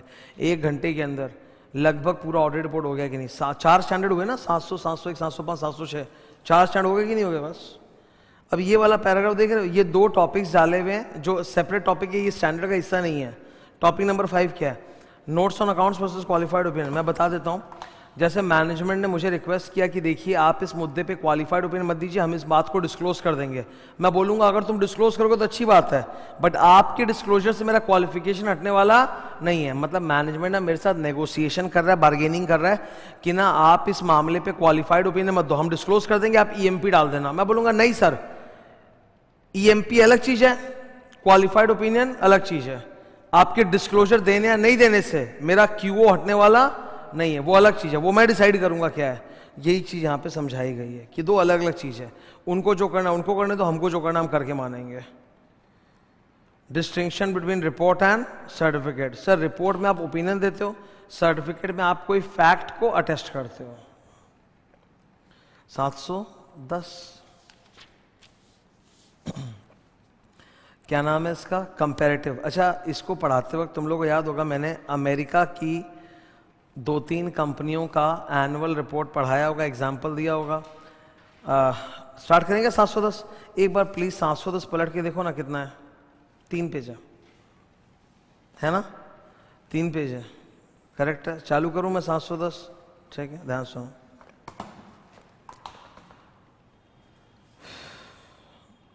सही है, लेट्स टॉक। 710 का नाम क्या है? सीआई का फुल फॉर्म कंपैरेटिव इंफॉर्मेशन। जब तक आप कंपनी के फाइनेंशियल स्टेटमेंट्स में पिछले साल का डेटा नहीं दोगे कंपैरिजन के लिए, तब तक लोग समझेंगे कैसे कि ग्रोथ हुआ है कि डिक्लाइन हुआ है, वो तो उससे समझ में आएगा। अब comparative information of last year देने के पूरे वर्ल्ड में 2 स्टाइल चलते हैं। पहला स्टाइल CF करस्पॉन्डिंग फिगर, मतलब आप करंट ईयर एफएस में ही अमाउंट कॉलम में एक एक्स्ट्रा अमाउंट कॉलम बना दो जिसमें प्रीवियस ईयर का फिगर लिख दो, तो उसको बोलते हैं करस्पॉन्डिंग फिगर। दूसरा तरीका होता है सर जो अमेरिका में चलता है कि आपके एनुअल रिपोर्ट में करंट एफएस अलग से जाएगा, प्रीवियस ईयर एफएस भी अलग से जाएगा, 2 एफएस जाएगा, that is called comparative FS. ठीक है, 2 अलग अलग जाएगा। तो अपने इंडिया में ये चलता है, अमेरिका में वो चलता है। अब इंस्टीट्यूट ने अपने स्टैंडर्ड में दोनों रखा है। इंस्टीट्यूट ने बोला कि भाई as a chartered accountant you have to know about the global practices, तो आपको इंडिया और अमेरिका दोनों जानना पड़ेगा। तो ऐसा नहीं कि अमेरिका वाला एग्जाम में नहीं आ सकता, बिल्कुल आ सकता है एग्जाम में। ठीक है, इधर अब कंपैरेटिव इंफॉर्मेशन को लेकर मेरा ऑडिट प्रोसीजर क्या होगा?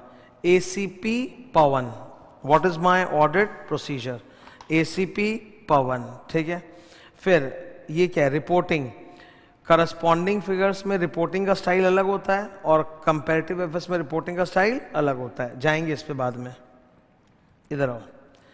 सबसे पहले sir what's the difference between corresponding figure and comparative FS? Corresponding figure India में चलता है, corresponding figures are shown in the main FS itself, एक कॉलम डाल के, so it is an integral part of the current period FS, because उसी में column डाल के आप शो करते हो।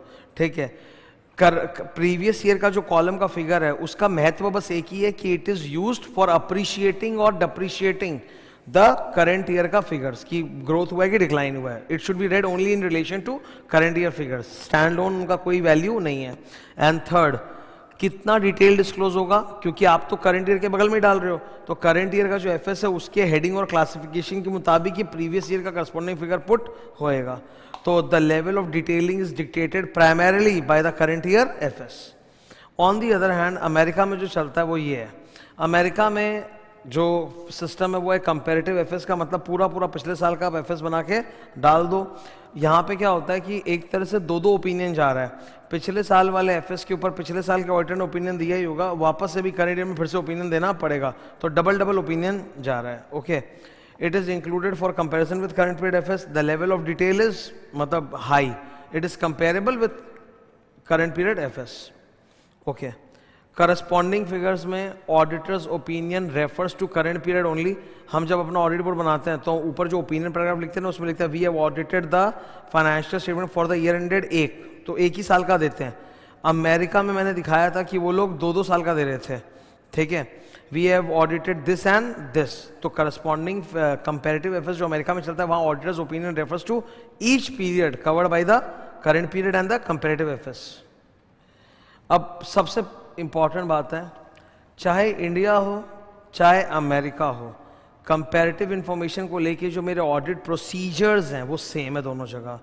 एसीपी पवन, एसीपी पवन. तो एसीपी पवन को ना मैं यहां से नहीं पढ़ा के वहां से पढ़ा दूं. एक बार देख लो, यहां से भी कराई देता हूं.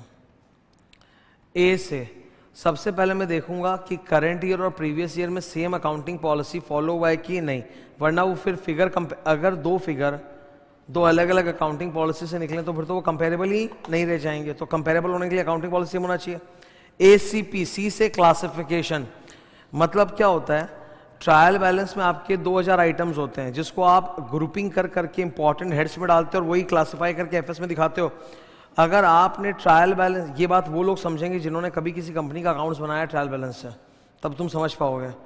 ट्रायल बैलेंस में तो आपके 2-3 हज़ार आइटम होते हैं जिसको आप ग्रुपिंग कर करा के मिक्स करके एफएस बनाते हो. तो अगर आपने किसी पर्टिकुलर लेजर अकाउंट को पिछले साल किसी एक पर्टिकुलर अकाउंट हेड में शो किया था पर इस साल आपने उसको रिक्लासिफाई करके दूसरे अकाउंट हेड में डाल दिया, तो भाई फिर वो कंपेरेबल नहीं है. I will give you one example. हमारी कंपनी में डेटर्स दो तरह के होते हैं, सन्ड्री डेटर्स और अदर डेटर्स. करेक्ट, जिसको हम लोग बोलते हैं ट्रेड रिसीवेबल या अदर रिसीवेबल. हमारा एक डेटर था जो पिछले साल ट्रेड रिसीवेबल में था, करंट ईयर में हमने उसको रिक्लासिफाई करके अदर रिसीवेबल में डाल दिया. तो अब ये फिगर कंपेरेबल रहेगा क्या प्रीवियस ईयर और करंट ईयर का? नहीं. ठीक है, मैंने इसका एग्जांपल दिया था. आपके फैक्ट्री में ट्रॉली है, पिछले साल वो ट्रॉली प्लांट मशीनरी में था, इस साल आपने उसको व्हीकल में डाल दिया, तो क्लासिफिकेशन चेंज कर दिया, तो कंपेरेबल तो नहीं रह जाएगा ना. तो कंपेरेबल के लिए क्लासिफिकेशन को भी चेक करना है कि सेम क्लासिफिकेशन फॉलो हुआ है कि नहीं. एसीपी पी से एसीपी पी से ब्रॉट फॉरवर्ड कि प्रायर पीरियड के जो भी फिगर्स हैं वही तो करस्पॉन्डिंग में आएंगे. तो एक बार देख लो मैच कर रहा है कि नहीं. Brought forward ACP. ओके, पवन आपने नया डिस्कवरी किया, लाल रंग में क्या लिखा है, during the course of current year audit आपको पिछले साल में कुछ एमएमएस मिला है जो पिछले साल नहीं मिला था. चाहे आप ऑडिटर थे या कोई और ऑडिटर था, नहीं मिला पिछले साल, इस साल मिल गया. तो क्या किया जाएगा, उसको चेक करो क्या वो करंट पीरियड को भी अफेक्ट कर रहा है कि नहीं, रीस्टेट करवा दो, ठीक करवा दो. And last, obtain written representation from the management. अब यहां से देख लो, ACP accounting policies, classification, prior period का फिगर प्रॉपर्ली ब्रॉट फॉरवर्ड है कि नहीं देख लो. पवन, मैंने एक भयंकर डायग्राम बनाया था पवन के लिए. पी से क्या है, पॉसिबल मिसस्टेटमेंट, न्यू डिस्कवरी. ये देखो, हम लोग ऑडिट पे कितने साल के लिए जाते हैं, 5 साल के लिए. 5 साल 710 तो लग रहा है क्योंकि कंपैरेटिव इंफॉर्मेशन तो 5 साल है. लेकिन सर पहले वाले साल कौन लग रहा है एक्स्ट्रा, 510 ओपनिंग बैलेंसेस. तो जब आप ऐसे 510 में बाप रे मैं 510 रिवाइज कराया था ना कल, ऐसे 510 में ओपनिंग बैलेंस को चेक करने का प्रोसीजर क्या होता है, बाप रे. तो पहले साल जब मैं बाप रे कर रहा था ऐसे 510 में, तो मुझे पिछले साल का कुछ एमएमएस मिल सकता है कि नहीं. तो बी केयरफुल फॉर दैट. और अगर मिल गया एमएमएस तो मैनेजमेंट को बोल के ठीक करवाओ. अच्छा, मेरे सेकेंड ईयर से लेके 5th ईयर तक 510 तो लगेगा नहीं, पर कौन लगेगा, 560। याद करो सेकेंड ईयर जो है वो एक तरह से मैं सोचूं तो फर्स्ट ईयर का सब्सीक्वेंट इवेंट है, थर्ड ईयर जो है वो सेकेंड ईयर का सब्सीक्वेंट इवेंट है। तो ड्यूरिंग ऐसे 560 आपको कुछ नया बात पता चल गया, एमएमएस मिल गया पुराने साल में, तो आप क्या करोगे? क्लाइंट को बोल के ठीक कराओगे। यही बात देखो लिखी है, अरे यही बात लिखी है। I want you to read this paragraph.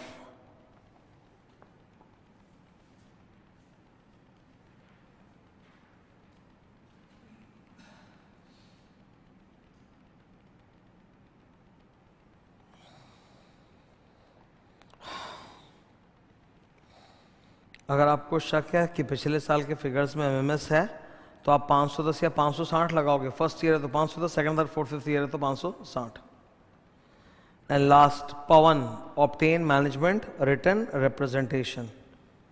उनसे लिखा के ले लो कि कोई भी प्रायर पीरियड आइटम्स नहीं है, मतलब पिछले सालों का कोई भी एरर्स इस साल हमने इंक्लूड नहीं किया है।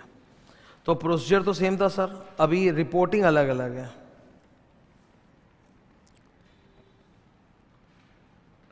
ये देखो ऑडिट प्रोसीजर में तो कोई दो कॉलम नहीं थे, एक ही कॉलम था, चाहे इंडिया हो चाहे America same procedure.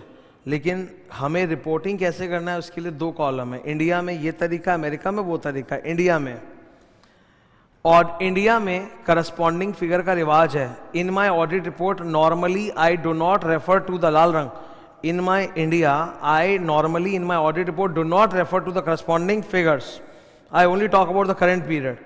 However, there are 3 exceptions when I may talk about the previous year. वो 3 exception क्या है? पप्पू पी से प्रीवियस ईयर का जो सीए था या ऑडिटर था, चाहे मैं था कोई और था, हमने ये दिया था मॉडिफाइड ओपिनियन, तो उसके बारे में बात करनी पड़ सकती है। पी से पिछले साल कोई मिस स्टेटमेंट था जो पकड़ में नहीं आया, वो अभी पकड़ में आया है, वो प्रीडिसेसर ऑडिटर पकड़ नहीं पाया, तो उसको बताना पड़ेगा। एंड यू से पिछले साल ऑडिट ही हुआ नहीं था, तो मुझे बताना पड़ेगा कि पिछले साल का फिगर्स ऑडिटेड नहीं है। तो इन 3 केसेस में when the prior period audit report is modified, या when the prior year audit report did not address a MMS that I discovered in the current year about the previous year, and third the prior period was unaudited. तो इन 3 case में in my audit report I may have to draw reference to the corresponding figures, otherwise refer नहीं करते। Audit reporting black colour ये वाला India वाला system. India में आप क्या करते हो? पप्पू ये पॉइंट्स एक एक करके पढ़ना है, एक बार पढ़ना, ए नंबर पूरा पढ़ो। With reference to the corresponding figures, जो मैंने पप्पू बोला वही मिलेगा, पढ़ो।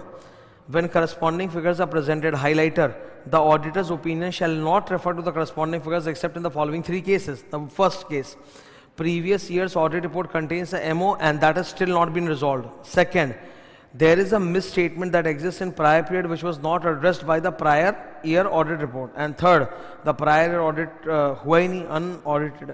Okay. फिर next. सर अगर आप अमेरिका में ऑडिट कर रहे हो, your audit report will refer to each period, current year as well as the comparative FS. Audit opinion shall refer to each period for which FS is prepared and presented in the annual report. ये summary में नहीं पढ़ना, ये सीधा वहीं से पढ़ना है, ठीक है. ये देखो इधर यूएस से with reference to comparative FS. Point number 1, मान लो कि पिछले साल वाले ऑडिटर ने ओपिनियन दिया था, पिछले साल वाले ऑडिटर ने पिछले साल के, चाहे मैं था या कोई और था, क्लीन ओपिनियन दिया था. पर अब यहाँ पर तो करंट ईयर में मुझे दो ऑडिट ओपिनियन देना है, करंट ईयर पे, प्रीवियस ईयर पे भी, और मैं प्रीवियस ईयर पे एमओ देना चाहता हूँ. तो my opinion on the previous year is different from the previous year का ऑडिट ओपिनियन, तो मुझे उसका पूरा रीजन एक्सप्लेन करना पड़ेगा. इसमें गलत बात नहीं है. देखो ऐसा हो सकता है जैसे जैसे आप आगे जाते हो, हिस्ट्री पुरानी होती है और एविडेंस मिलना चालू हो जाता है ना. हो सकता है कि वो गलतियाँ पिछले साल पता नहीं चली होंगी, इस साल वो पता चल गई. तो मैं पिछले साल पे एमओ देना चाहता हूँ, क्योंकि यहाँ पर अमेरिका में वो सुविधा है कि मैं करंट ईयर के साथ साथ प्रीवियस ईयर पे भी ऑडिट रिपोर्ट और ओपिनियन दे रहा हूँ. तो if my opinion is different from the last year audit report, I must explain the reasons for that. Second point है, मुझे कोई नया एमएमएस मिला जो उन्हें मिला नहीं था, तो मैं मैनेजमेंट को बोल के पिछले ऑडिटर को बतवा दूंगा और पिछला ऑडिटर रेक्टिफाई करके अपनी ऑडिट रिपोर्ट दे देगा, तब मैं सिर्फ करंट पीरियड को रेफर करूंगा. अब ये 2 पॉइंट जो आप देख रहे हो, ये इंडिया और अमेरिका दोनों में कॉमन है.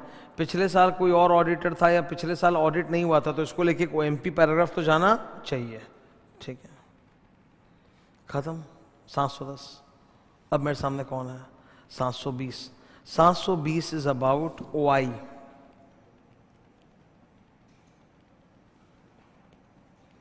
ओआई का मतलब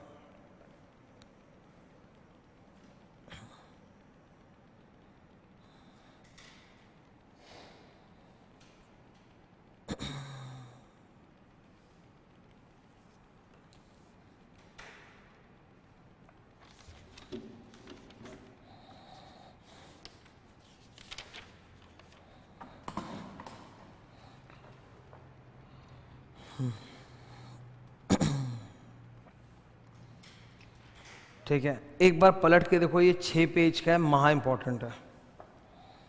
other information in annual report 6 page का है, महा इंपॉर्टेंट है, ठीक है। ओके, ये आजकल 14 एलिमेंट्स हो चुके हैं ऑडिट रिपोर्ट के। हमारे फाइनल में 13 है, इंटर में इन्होंने 14 रखा है।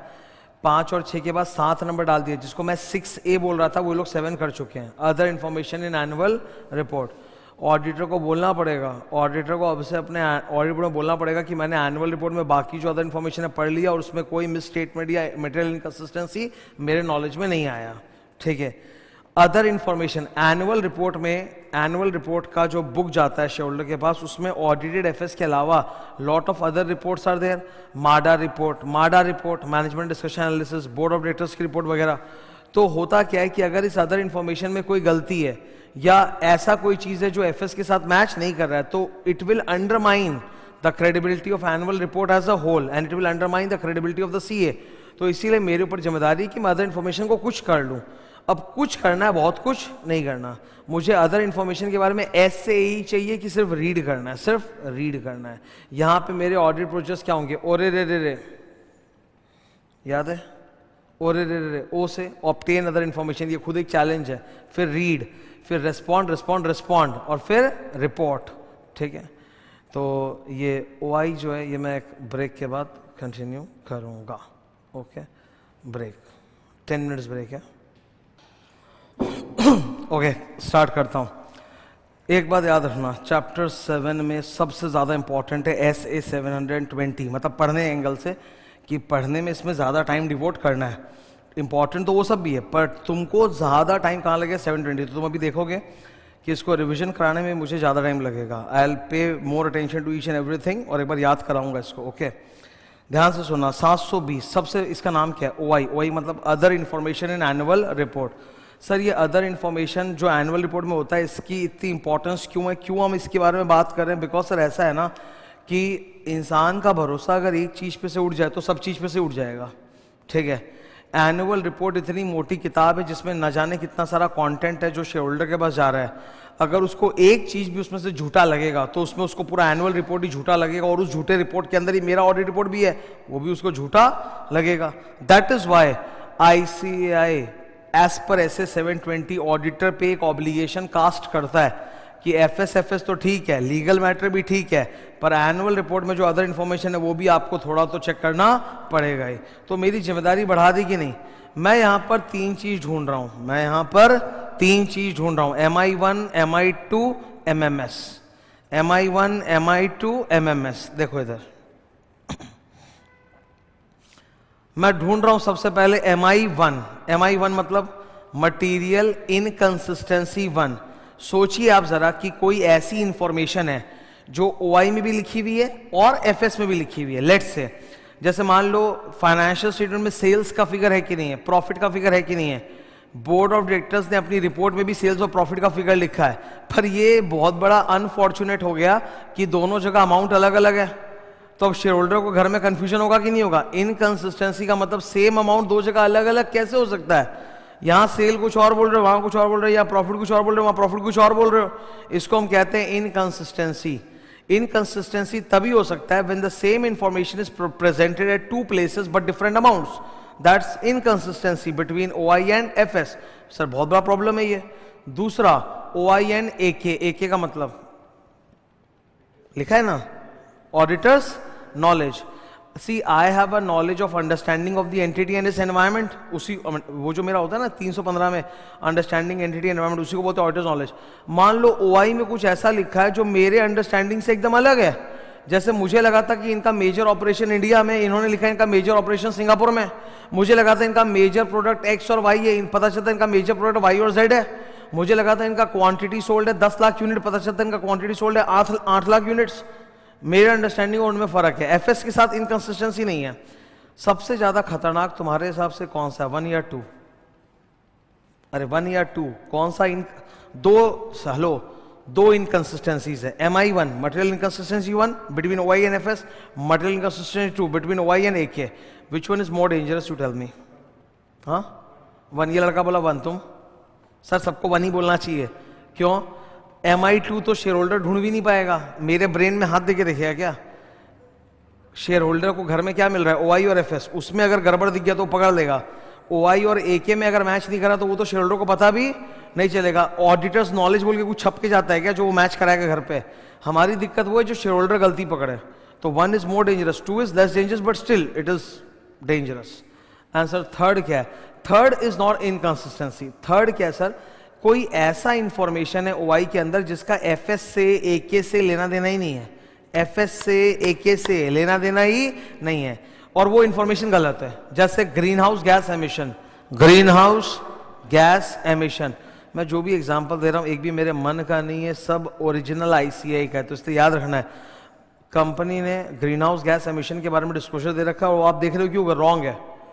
अब उसका FS से भी लेना चाहिए, देना नहीं है, अंडरस्टैंडिंग से भी लेनी है, वो सिर्फ MMS है, MMS इन OI।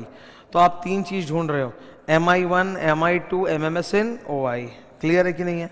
ठीक है। अच्छा, आगे बढ़ने के पहले इट इज ऑलवेज एडवाइजेबल कि इस चैप्टर के इस स्टैंडर्ड के लास्ट में मैंने 2 अपेंडिक्स डाला, अपेंडिक्स 1, 2 पढ़ देना चाहिए। अपेंडिक्स 1 OI का एग्जाम्पल है, अपेंडिक्स 2 MI और MMS का एग्जाम्पल है। लेट्स गो सर,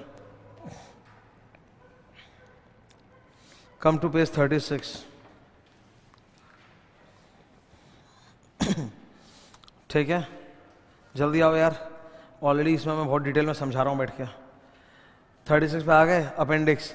इसमें बताया है कि अदर इंफॉर्मेशन के एग्जांपल्स, ये पूरा और ये अगले पेज तक जो जा रहा है ये अदर इंफॉर्मेशन का एग्जांपल है। बोलता है अदर इंफॉर्मेशन 2 तरह का हो सकता है, फाइनेंशियल, नॉन फाइनेंशियल। ये सब एग्जांपल जो देख रहे हो यहाँ पे, ये फाइनेंशियल इंफॉर्मेशन का एग्जांपल है जो अदर इंफॉर्मेशन में जा रहा है, FS में नहीं जा रहा है। और नीचे वाला जो है वो नॉन फाइनेंशियल इंफॉर्मेशन है जो अदर इंफॉर्मेशन में जा रहा है। तो other information are of 2 types, financial and, याद करो other information OI is of 2 type, financial and. तो फाइनेंशियल के एग्जांपल्स, प्लीज हाइलाइटर को रीड करना, तो सिर्फ हाइलाइटर पढ़ना। समरी ऑफ की फाइनेंशियल रिजल्ट, फाइनेंशियल हाईलाइट जाता है ये बार ग्राफ वगैरह बन के। Number 2 selected operating data, special item मतलब कोई स्पेशल इवेंट वगैरह आपके हो गया, ठीक है। फिर liquidity information, capital information, capital expenditure, ratios तो आजकल FS में भी डालते ही हैं। तो ये सब हो गया फाइनेंशियल इंफॉर्मेशन इन OI। अब नॉन फाइनेंशियल का एग्जांपल, इन्होंने कुछ क्रूशियल अकाउंटिंग एस्टिमेट्स के ऊपर कुछ एक्सप्लेनेशन ऑफर किया है। बोर्ड रिपोर्ट में ESOP के बारे में कुछ एक्सप्लेनेशन था, या फिर रिलेटेड पार्टी के बारे में कुछ एक्स्ट्रा इंफॉर्मेशन था। कॉन्ट्रैक्चुअल ऑब्लिगेशंस, गारंटीज, कंपनी का जो बिजनेस एनवायरनमेंट है कि हमारा बिजनेस एनवायरनमेंट ये, हमारी इंडस्ट्री ऐसी, हमारा कंपटीशन ऐसा, हमारे ऊपर लीगल एंड रेगुलेटरी रिक्वायरमेंट ये लग रहा है। तुम लोगों को याद नहीं, ITC के सेगमेंट रिपोर्ट में, ITC का जो बोर्ड रिपोर्ट होता है उसमें सिगरेट के बारे में कटप्पा एक्ट लिखा हुआ रहता है ना।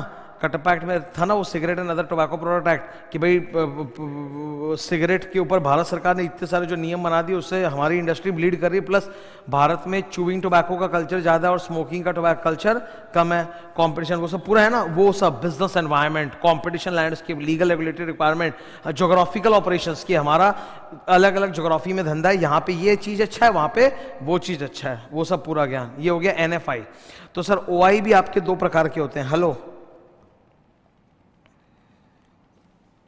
OI भी 2 प्रकार के होते हैं।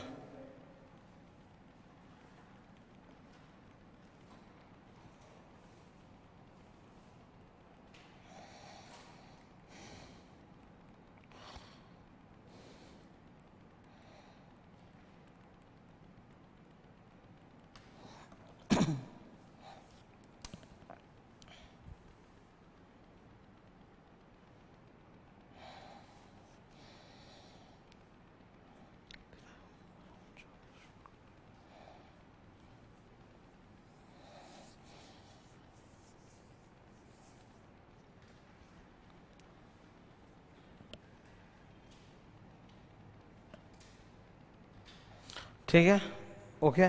तो अपेंडिक्स 1 ओआई का दुनिया भर का एग्जाम्पल्स था। मैं बोलता हूं कि अपेंडिक्स 2 ज्यादा इंपॉर्टेंट है। अल्टीमेटली इस स्टैंडर्ड का पर्पस क्या, MI1 MI2 और MMS ढूंढना। तो उसका एग्जाम्पल देखो ना, ये MI1 MI2 का। MI1 material inconsistency between OI and FS, इसके 3 एग्जाम्पल। ठीक है, मतलब एक ऐसा इंफॉर्मेशन जो FS में भी और जो OI में भी है। Example tables, graphs and charts based on profits. तो प्रॉफिट्स FS में भी दिखता है, यहां पे भी दिखता है। Number 2 sales, product wise sales.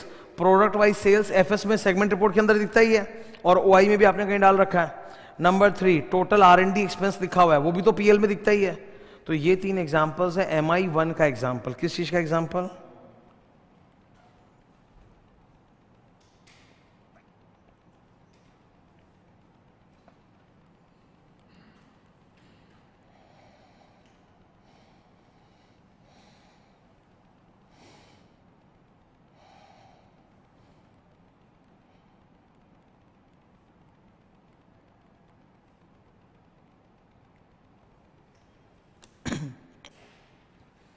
ठीक है, MI2 का एग्जांपल।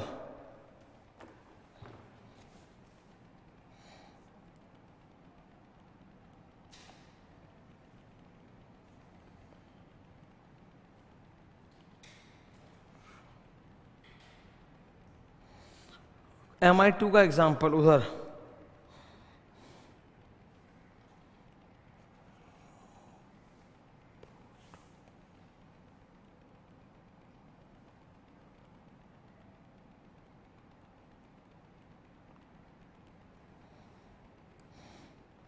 क्वांटिटी सोल्ड, जो FS में दिखता नहीं है।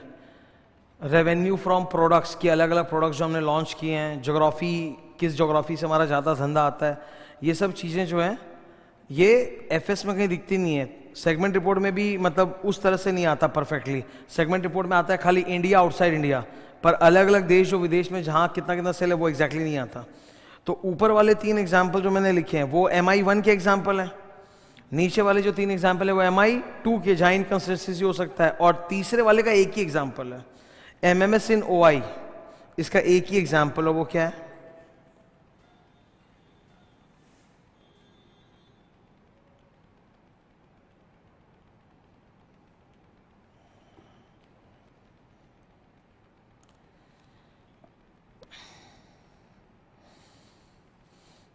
तो एक स्टूडेंट को याद होना चाहिए भाई, MI1 के कुछ एग्जाम्पल है, MI2 के और MMS इन OI के एग्जाम्पल। वो एग्जाम्पल्स वगैरह बहुत जरूरी है। ठीक है, टर्न करें, पीछे चलें, आ जाओ। अब सर यहाँ पे मेरा मेन प्रोसीजर क्या है, ओरे रेरे, पर उसमें बाद में जाएंगे। पहले कुछ आइटम्स। सबसे पहले what's an annual report? Sir annual report is a combination of documents. What is annual report? It's a combination of documents prepared on an annual basis because it is required by law. ठीक है, तो define annual report. Sir, annual report is a combination of documents prepared on an annual basis by the management TCWG as required by law. Define other information. Sir, other information में दोनों आता है। दोनों? हाँ दोनों। कौन सा दोनों?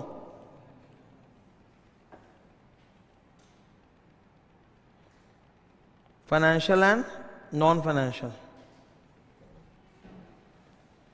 Scope. This standard deals with other information presented annual report. 3 important no. Am I supposed to express an assurance on other information? No. Am I supposed to obtain SAAE on OI? No. Am I supposed to give a separate assurance report on OI? No. तो 3 no है।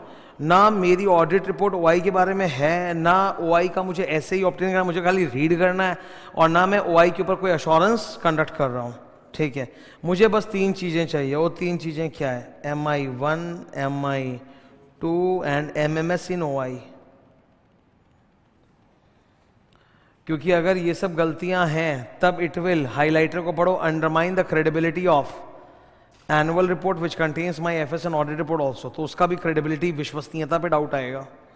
ठीक है, okay. MI1 क्या होता है OI और FS में? MI2 क्या होता है OI और AK में? MMS इन OI क्या होता है? सम अनरिलेटेड मैटर। ठीक है ना, क्लियर?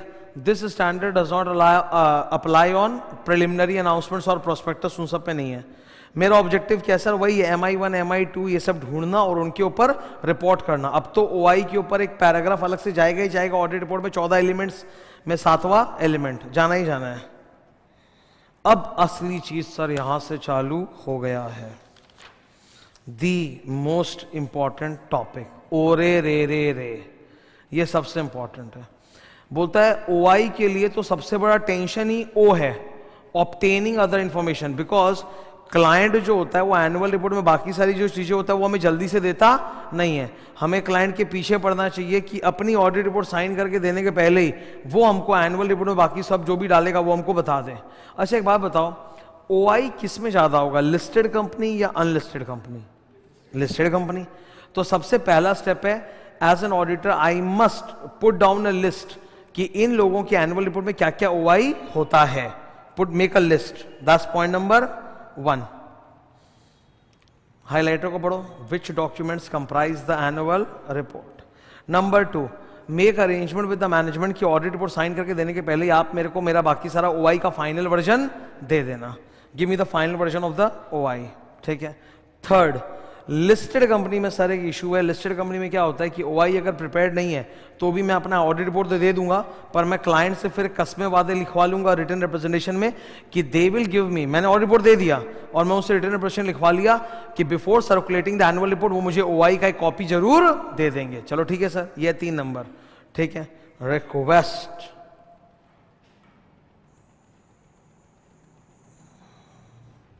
मैनेजमेंट कि भाई मेरे को दे देना। तो सबसे पहले तो आपने ऑब्टेनिंग पे एक प्रोसीजर बना दिया, बिकॉज OI जल्दी से मिलता है नहीं कि मैं चेक करूं कैसे। अच्छा, ओरे रे रे रे, पहला वाला जो रे होता है ना वो रीड होता है, और लास्ट वाला जो रे जो होता है वो होता है रिपोर्ट, मतलब ऑडिट रिपोर्ट में जो 6 से नंबर आइटम जाएगा वो। बीच का 3 रे रे रे रे होता है रेस्पॉन्ड रेस्पॉन्ड रेस्पॉन्ड। तो सबसे पहला ड्यूटी आपका क्या है, रीड। ये रहा रीड, क्या करना है, read. Read why, to look for MI1 MI2 and MMS। Read किस लिए sir, to look for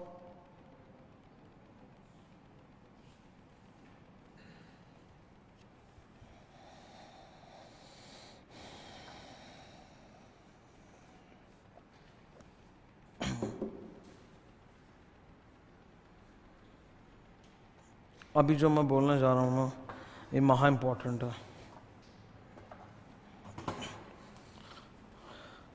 please. मैंने अभी तुमको खाली ओरे पढ़ाया है, ओ से ऑब्टेन अदर इंफॉर्मेशन फ्रॉम, और दूसरा read other information to look for MI1 MI2 MS। लेकिन अब जो मैं पढ़ाने जा रहा हूं वो बवाल है कि अगर मुझे MI1 MI2 मिल गया या MMS मिल गया तो मैं एग्जैक्टली करूंगा क्या, रिस्पॉन्ड कैसे करूंगा। मैं तुमको ना 4-5 चीजें बोल रहा हूं, तुम अपने खोपड़ी में डाल लो, क्योंकि जो भी मैं करूंगा वो उसी का मिक्सचर होगा, ठीक है। जो भी मैं करूंगा उसी का मिक्सचर होगा। सर L से लीगल एडवाइस, ये सब जगहों में क्योंकि अदर इंफॉर्मेशन में कांड है तो क्या करना है समझ में नहीं आ रहा है। I am in dilemma, when you are in dilemma you seek, तो एक लीगल एडवाइस वाला पॉइंट रहेगा। सेकंड, OI में गलती की वजह से मैं अपने ऑडिट रिपोर्ट को भी मॉडिफाई करने का अधिकार रखता हूं, तो effect on my audit report, मेरे ऑडिट रिपोर्ट पे, मेरे ऑडिट ओपिनियन पे इसका क्या असर पड़ेगा, समझ रहे हो। अगर गलती OI में है, FS में नहीं, तो भी मैं चाहूं तो क्वालिफाइड ओपिनियन वगैरह दे सकता हूं, तो ऑडिट रिपोर्ट में मेरा क्या असर पड़ेगा। I can even give disclaimer, I can even give disclaimer कि OI में इतना भयंकर गड़बड़ लोग चेंज नहीं कर, आई कैन गिव डिस्क्लेमर, तो ये भी मेरा हक है। I can even withdraw, withdraw मतलब निकल जाओ, मैं दूंगा ही नहीं रिपोर्ट, मैं जा रहा हूं, bye bye tata good bye, ठीक है। Withdraw from the engagement. Withdraw यहां पर 2 प्रकार का पढ़ने को मिलेगा, एक withdraw before giving audit report, या दूसरा विथड्रॉ फॉर फ्यूचर ईयर्स। अभी का तो चलो हम ऑडिट रिपोर्ट आपको दे देते भैया, क्योंकि दे चुके ऑलरेडी, अब छीन तो सकते नहीं जाके हाथ से, पर फ्यूचर ईयर्स के लिए हम विदड्रॉ कर सकते हैं, तो विदड्रॉ का भी ऑप्शन है यहाँ पे, समझ रहे बात को। अच्छा सर यहाँ ये भी ऑप्शन है कि you can inform regulatory body. OI में इतना बड़ा कांड है दैट आई में inform the regulatory body like SEBI RBI वगैरह, मैं उनको भी इन्फॉर्म कर सकता हूँ, समझ रहे हो क्या। ये सब चीज़ें आने वाली हैं इसके अंदर, ये 4-5 ही घूमता फिरता रहेगा, ओके। मैं ना तुम लोगों को एक वर्ड बोल रहा हूं उससे तुम 5 पॉइंट याद कर लो, ये 5 मास्टर पॉइंट है, वही खिचड़ी की तरफ बिखरेगा। ठीक है, एक हीरो है, मतलब एक्टर है, पारेश रावल, सुना ही होगा, बहुत बड़े एक्टर हैं परेश रावल। तो रावल रावल, ठीक है, ये वर्ड है मेरे लिए। आर से रेगुलेटरी बॉडी को इन्फॉर्म करेंगे, ए से ऑडिट रिपोर्ट पे इसका असर पड़ेगा, इफेक्ट आएगा, डब्ल्यू से विड्रॉ कर लेंगे, ए से जब मैं विड्रॉ कर लिया तो एजीएम जीएम जो भी हो रहा होगा उसमें अटेंड करके शेयरहोल्डर के सामने डिस्कस कर देंगे, एल से लीगल एडवाइस दे लेंगे। तुम देखोगे यही 5 का परम कॉम लगने जा रहा है। ओके है ना, ये मास्टर है एकदम ग्रेट। अब इधर आओ, ओरे रे रे रे, तो अब ओरे हो गया, अभी रे, रे से क्या है पढ़ो तो, ये जब एम आई मिलेगा तो क्या करोगे, हेडिंग पढ़ो, respond when M I is there. मतलब ये वाला जो केस है ना, ये है MI1 या फिर MI2। मतलब अगर मटेरियल इनकंसिस्टेंसी मिल गया, वो ज्यादा टेंशन की बात है ना। अब एक ग्रीन हाउस में गड़बड़, उससे मैं मरने वाला नहीं हूं, क्योंकि वो अनरिलेटेड अदर इंफॉर्मेशन है जो कोई देखेगा भी नहीं। मेरी ज्यादा चिंता है MI1 MI2, 3 चीजें, MI1 MI2 MMS इन OI। सबसे ज्यादा चिंता किसकी, MI1 की। 2 नंबर किसकी, MI2 की। और लास्ट चिंता किसकी है, वो सब ग्रीन हाउस गैस, उसमें हम क्या करेंगे, मतलब करेंगे पर मतलब वो मेरे लिए लास्ट प्रायोरिटी है ना। ओम नमः शिवाय, बाप रे बाप। ठीक है, तो इन्होंने बोला कि जैसे ही आपको ना MI1 या MI2 मिले, अच्छा MI1 का मतलब क्या है कि FS और OI के बीच में मैच नहीं कर रहा, या तो FS गड़बड़ है या OI गड़बड़ है। MI2 का मतलब FS और AK मैच नहीं कर रहा, या तो FS गड़बड़ है या मेरा AK ऑडिटर्स नॉलेज गड़बड़ है। तो सर जब भी MI1 MI2 होगा तो गड़बड़ 3 चीजों में हो सकता है, FS में, AK में या OI में। तो तीनों में जो भी गड़बड़ है उसको एड्रेस करना पड़ेगा ना। I will discuss it with management. Discuss, लाल रंग, डिस्कस कि गड़बड़ किस में है, FS में है कि AK में है कि OI में है, और फिर उसको ठीक करवाने के लिए करना है। मैं 3 स्टेप्स करूंगा यहाँ पे, वो 5 याद है। रावल का वल ले लो, वाल लॉ, L से लीगल एडवाइस, ऑडिट रिपोर्ट पे इफेक्ट, W से विड्रॉ। तो जब MI आपको मिलेगा तो आप डिस्कस करोगे कि गड़बड़ किस में है, गड़बड़ किस किस में हो सकता है सर।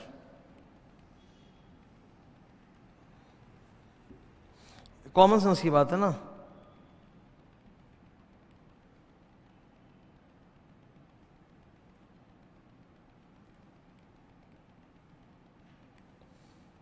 गड़बड़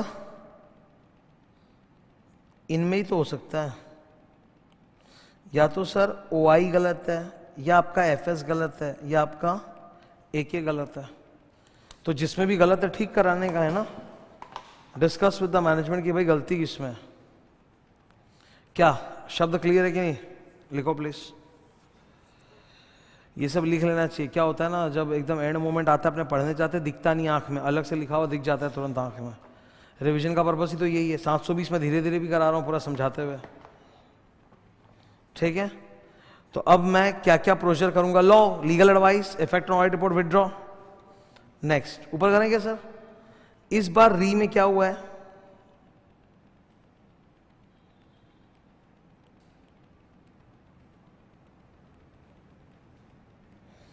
पता चलता है सर गलती OI में ही है और उसको ठीक करने की आवश्यकता है। गलती किसमें है, OI में, उसको ठीक करने की आवश्यकता है। तो मैं मैनेजमेंट को रिक्वेस्ट करूंगा, हरा रंग पढ़ो, I will request the management to correct the OI। Agree कर सकते हैं या मना कर सकते हैं। मना करेंगे तो मैं TCWC को रिक्वेस्ट करे करेक्शन के लिए बोलूंगा, यही तो है। अब सर यहां पे 2 केसेस है। केस नंबर 1, अभी तक मैंने अपना ऑडिट रिपोर्ट उनको हाथ में पकड़ाया नहीं है।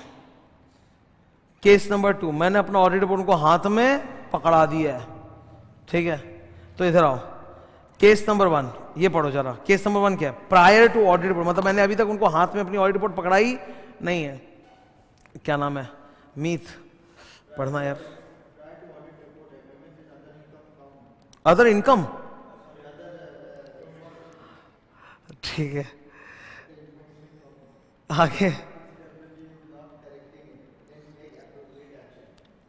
ओके। तो भाई मुझे ऑडिट रिपोर्ट देने के पहले ही मिल गया क्या मिल गया, एमएमएस या एमआई वगैरह मिल गया, तो मैं बोला भाई ठीक कर दे, नहीं कर रहा ठीक, तो मैं क्या करूंगा, एप्रोप्रिएट एक्शन। एप्रोप्रिएट एक्शन में क्या हो सकता है, विथड्रॉ। इतना इंपॉर्टेंट कि अलग से लिखा, क्योंकि अभी तक रिपोर्ट नहीं दी हो ना, अभी तक रिपोर्ट नहीं दी हो, रिपोर्ट देने के पहले विथड्रॉ कर लो अगर संभव है तो, इफ अलाउड, ठीक है।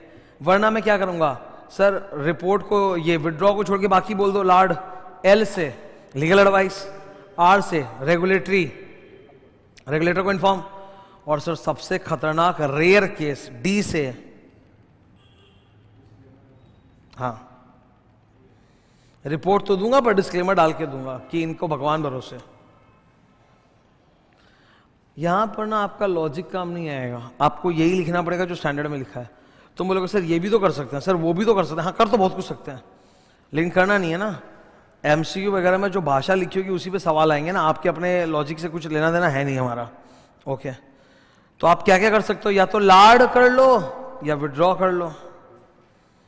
तो या तो आप लार्ड कर लो या आप विड्रॉ कर लो।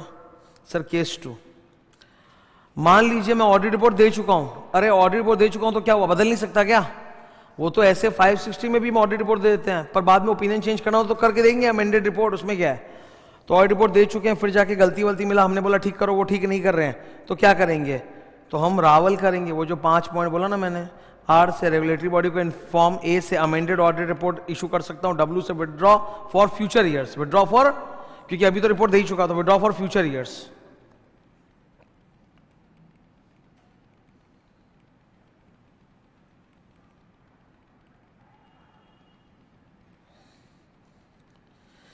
ए से अटेंड द जनरल मीटिंग, और एल से तो वो वकील से पूछो यार लीगल एडवाइस। तुम देख रहे हो, रावल याद कर लोगे तो सब जगह फिट बैठ जाएगा।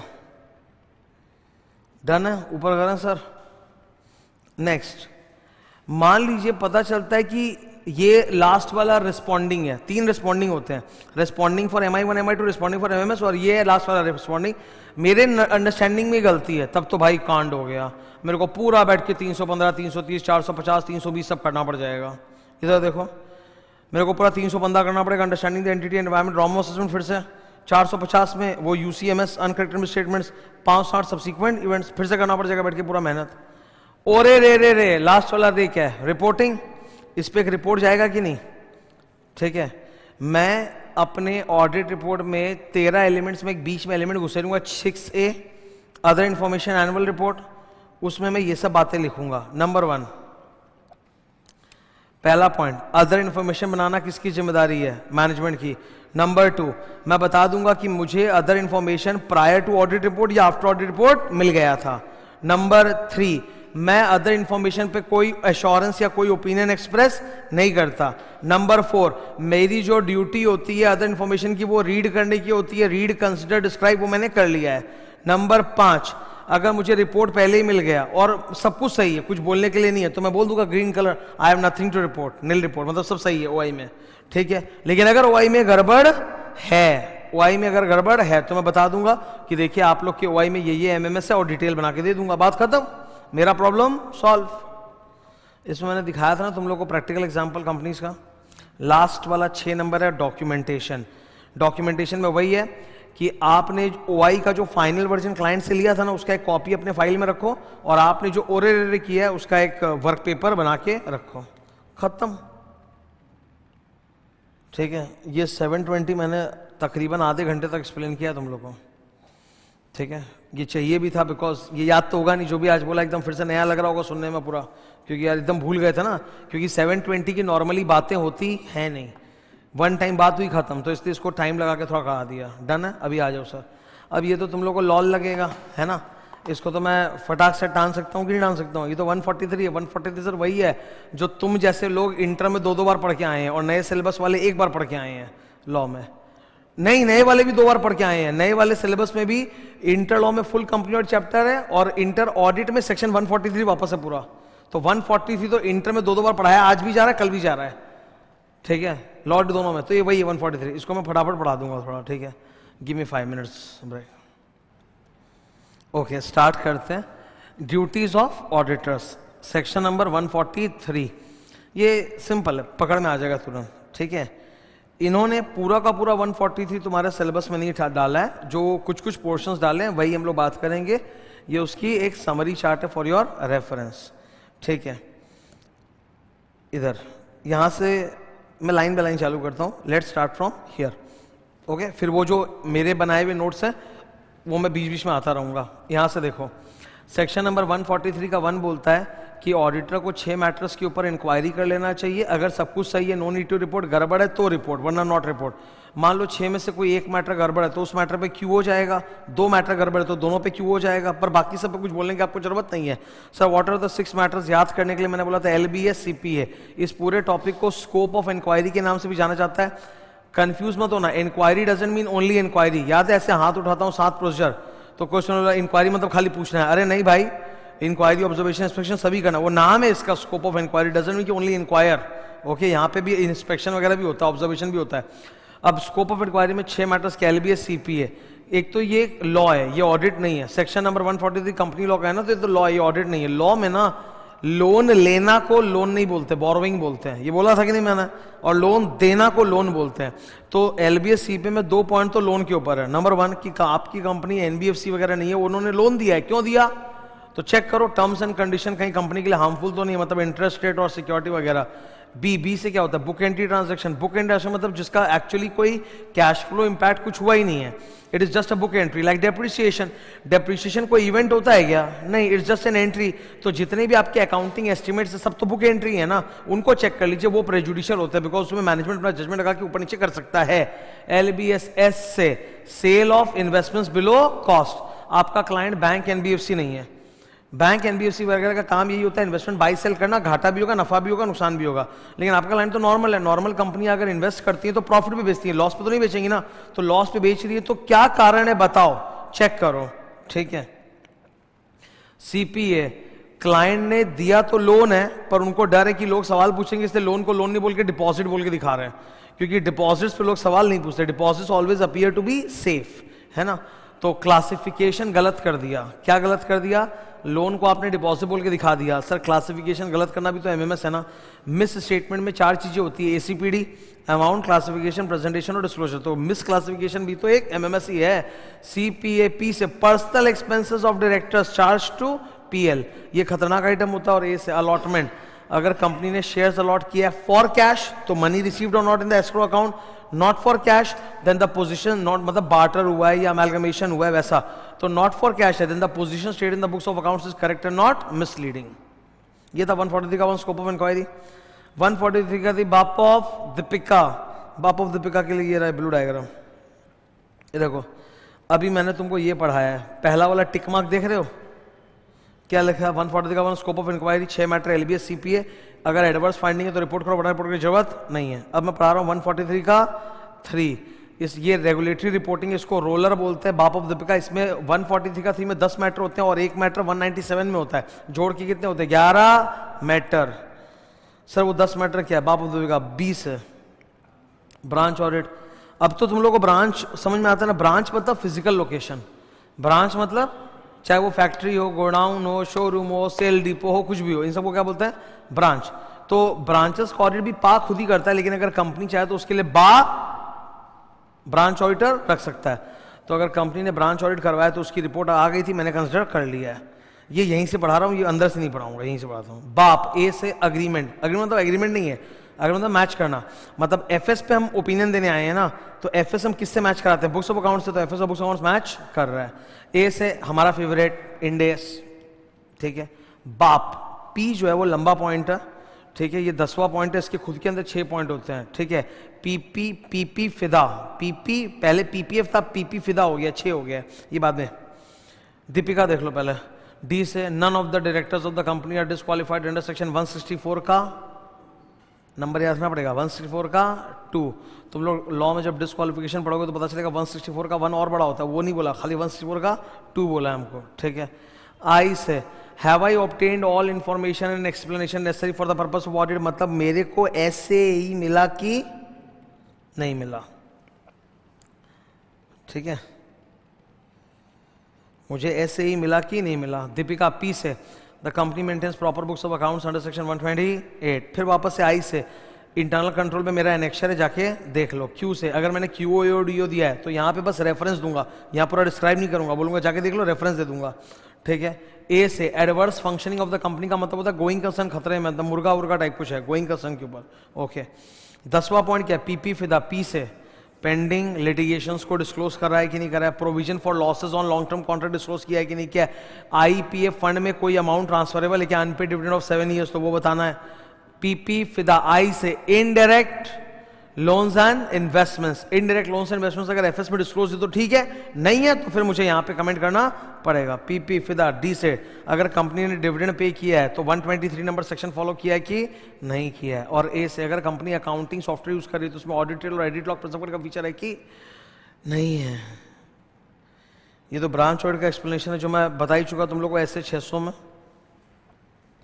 ये रहा 143 का 3 बाप ऑफ दीपिका, और फिर ये उसी का जो 10वां पॉइंट है पीपी फिदा, पीपीएफ इदा आई से क्या है, इनडायरेक्ट लोन्स एंड इन्वेस्टमेंट्स का डायग्राम बनाया होगा मैंने, देखो कंपनी ने किसी इंटरमीडियरी को लोन इन्वेस्टमेंट दिया, उसने अल्टीमेट बेनिफिशियरी को दिया, या किसी फंडिंग पार्टी ने कंपनी को दिया, कंपनी ने किसी और को दिया।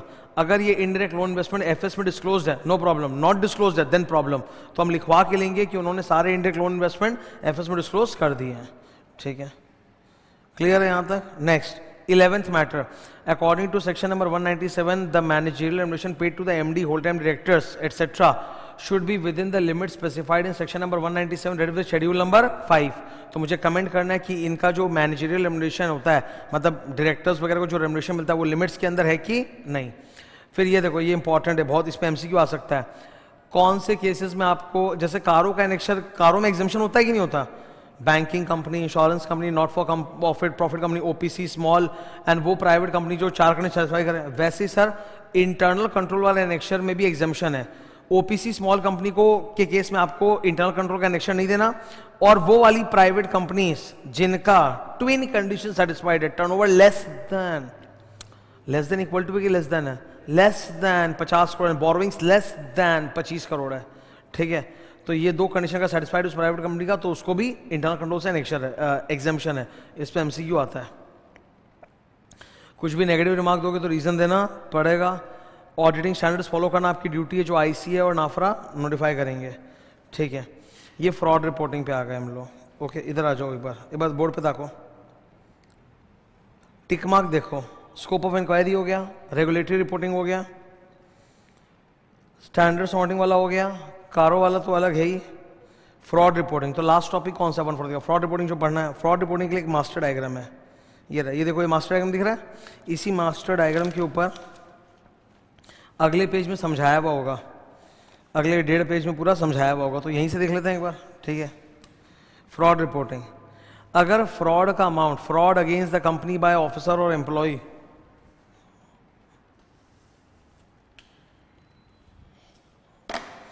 Fraud against the company by officer और एम्प्लॉय, इंडिविजुअल अमाउंट, मतलब सारा मिला के नहीं, अरे बड़े कंपनियों में तो छोटे छोटे बहुत सारे फ्रॉड होते हैं, वो जोड़ के नहीं, बोला कोई इंडिविजुअल फ्रॉड का जो केस है वो 1 करोड़ से अगर कम है, तो मुझे क्या करना है, I will report within 2 days to AC audit committee या बीओडी। मैं उनको 3 चीजें बताऊंगा, NAP, nature of the fraud, amount of the fraud, parties involve the fraud, और वो लोग उस पर एक्शन लेके 4 चीज बोर्ड रिपोर्ट में बताएंगे। कहां बताएंगे, बोर्ड रिपोर्ट में, नैपर, वो लोग अपने बोर्ड रिपोर्ट में नैपर बताएंगे, मेरा वाला नैप, और आर से रेमेडियल एक्शन टेकन। अगर फ्रॉड का अमाउंट 1 करोड़ या उससे अधिक है तो नैपर तो हो गई, उसके अलावा मैं एमसीए को भी बताऊंगा, 2 तरह से बताऊंगा, ऑनलाइन ऑफलाइन। ऑनलाइन मतलब ईमेल भेज दूंगा, और ऑफलाइन मतलब अपने लेटरेड पे एडीटी 4 के फॉर्मेट के हिसाब से प्रिंट करके रजिस्टर्ड पोस्ट एक्नॉलेजमेंट डू या स्पीड पोस्ट से सीधा एमसीए के सेक्रेटरी को न्यू दिल्ली में भेजूंगा ताकि वो एक्शन ले सके। लेकिन एडीटी 4 भेजने के पहले कुछ प्रोटोकॉल होता है, जैसे मुझे जैसे फ्रॉड मिला 2 दिन के अंदर पहले एसीबीओडी को बताऊंगा, फिर नेक्स्ट 45 डेज वेट करूंगा उनके रिस्पॉन्स का, तो 2 + 45 47, उनका जवाब आ गया, बीच में जवाब आ गया तो जवाब आते ही 15 दिन में भेज दूंगा। 45 डेज हो गए, जवाब नहीं आया तो 45th डे को फिर भेज दूंगा, ठीक है। वही लिखा हुआ है इसमें पूरा, ओके। ये ग्रीन डिब्बा पढ़ो, कहाँ पे हो, नहीं यहाँ पे ग्रीन डिब्बा, इसके ऊपर एग्जाम में क्वेश्चन आया, अगर फ्रॉड मैंने ढूंढा है तब एडीटी 4 की जिम्मेदारी है, फ्रॉड मैंने नहीं ढूंढा, इंटरनल ऑडिटर या मैनेजमेंट ढूंढा, तो मेरी जिम्मेदारी नहीं है। फ्रॉड का इंडिविजुअल अमाउंट 1 करोड़ या उसके ऊपर होना चाहिए। बहुत सारे फ्रॉड जोड़ के एग्रीगेट में 1 करोड़ नहीं, वो तो होंगे ही बड़े बड़े कंपनियों में यार, उतना थोड़ा कर पाएंगे हम लोग, ढूंढ ना पाएंगे। इसके ऊपर आईसीए ने गाइडेंस नोट भी निकाल रखा है, बहुत लंबा चौड़ा, पहले वो सिलेबस में, अब नहीं है सिलेबस में, बहुत लंबा था वो, कि पूरा आपको पूरा स्टेप्स होते हैं कि ऐसे ऐसे, बिकॉज हर कंपनी में कुछ ना कुछ आर्ट एक तो लगा हुआ यार, और नहीं तो कुछ कंपनी में जो एम्प्लॉय होगा वो कंपनी का स्टेशनरी चोरी करता होगा, ये तो होगा, रीइंबर्समेंट में चोरी करता होगा, all this is fraud against the company. इसको अगर आप जोड़ दो 1 करोड़ तो आराम से पार हो जाएगा। तो कितना करेंगे, क्या बैठ के हर एक एम्प्लॉय का सीसीटीवी फुटेज देखता रहूंगा क्या कि कौन सा पेन पेंसिल कब उठा रहा है, समझ रहे हो? तो इंडिविजुअल अमाउंट किसी एक आदमी ने कर दिया, गड़ने कर 1 करोड़, तब मेरी रिस्पॉन्सिबिलिटी, वरना रिस्पॉन्सिबिलिटी नहीं है। अच्छा, पहले पता है ADD 4 जमा नहीं करने पे 25 लाख की पेनल्टी थी, तो बहुत ज्यादा है, इन्होंने कम कर दिया, अभी 5 लाख है मैक्सिमम, ठीक है, लिस्टेड में 5 लाख, नहीं तो 1 लाख। लिस्टेड कंपनी के केस में अगर मैं ADD 4 जमा नहीं करूं तो 5 लाख, बाकी में 1 लाख। CS जब सेक्रेटरियल ऑडिट करेगा या CM में जब कॉस्ट ऑडिट करेगा, उन पे भी सेम जिम्मेदारी एप्लीकेबल है, यही लिखा हुआ है। अगर मैं ADD 4 दे रहा हूं सरकार को, तो is it a breach of confidentiality? No sir, it's my legal obligation overrides the breach of principle of confidentiality. Audit report sign कौन करेगा? या तो साइनिंग पार्टनर या फर्म का कोई दूसरा पार्टनर ऑडिट रिपोर्ट साइन करेगा, ठीक है। अगर मैंने गोइंग कंसर्न के ऊपर कुछ भी रिमार्क दिया एडवर्स, तो वो रीड आउट करके सुनाना पड़ेगा। एक बहुत बड़ी गलत फहमी चलती है, लोग सोचते हैं, इसको पढ़ते तो है नहीं ढंग से, वो सोचते हैं कि QO AO DO कुछ भी दिया है, मतलब मॉडिफाइड ओपिनियन दिया है तो रीड आउट करना पड़ेगा ना, मॉडिफाइड ओपिनियन रीड आउट नहीं करना है। Modified opinion because of going concern है, वो रीड आउट करके सुनाना पड़ेगा एनुअल AGM में। अच्छा, रीड आउट कौन करेगा, पार्टनर या कोई भी? अरे कोई भी, इन्होंने बोला रीड आउट होना चाहिए, नहीं बोला कि कौन रीड करेगा, खत्म।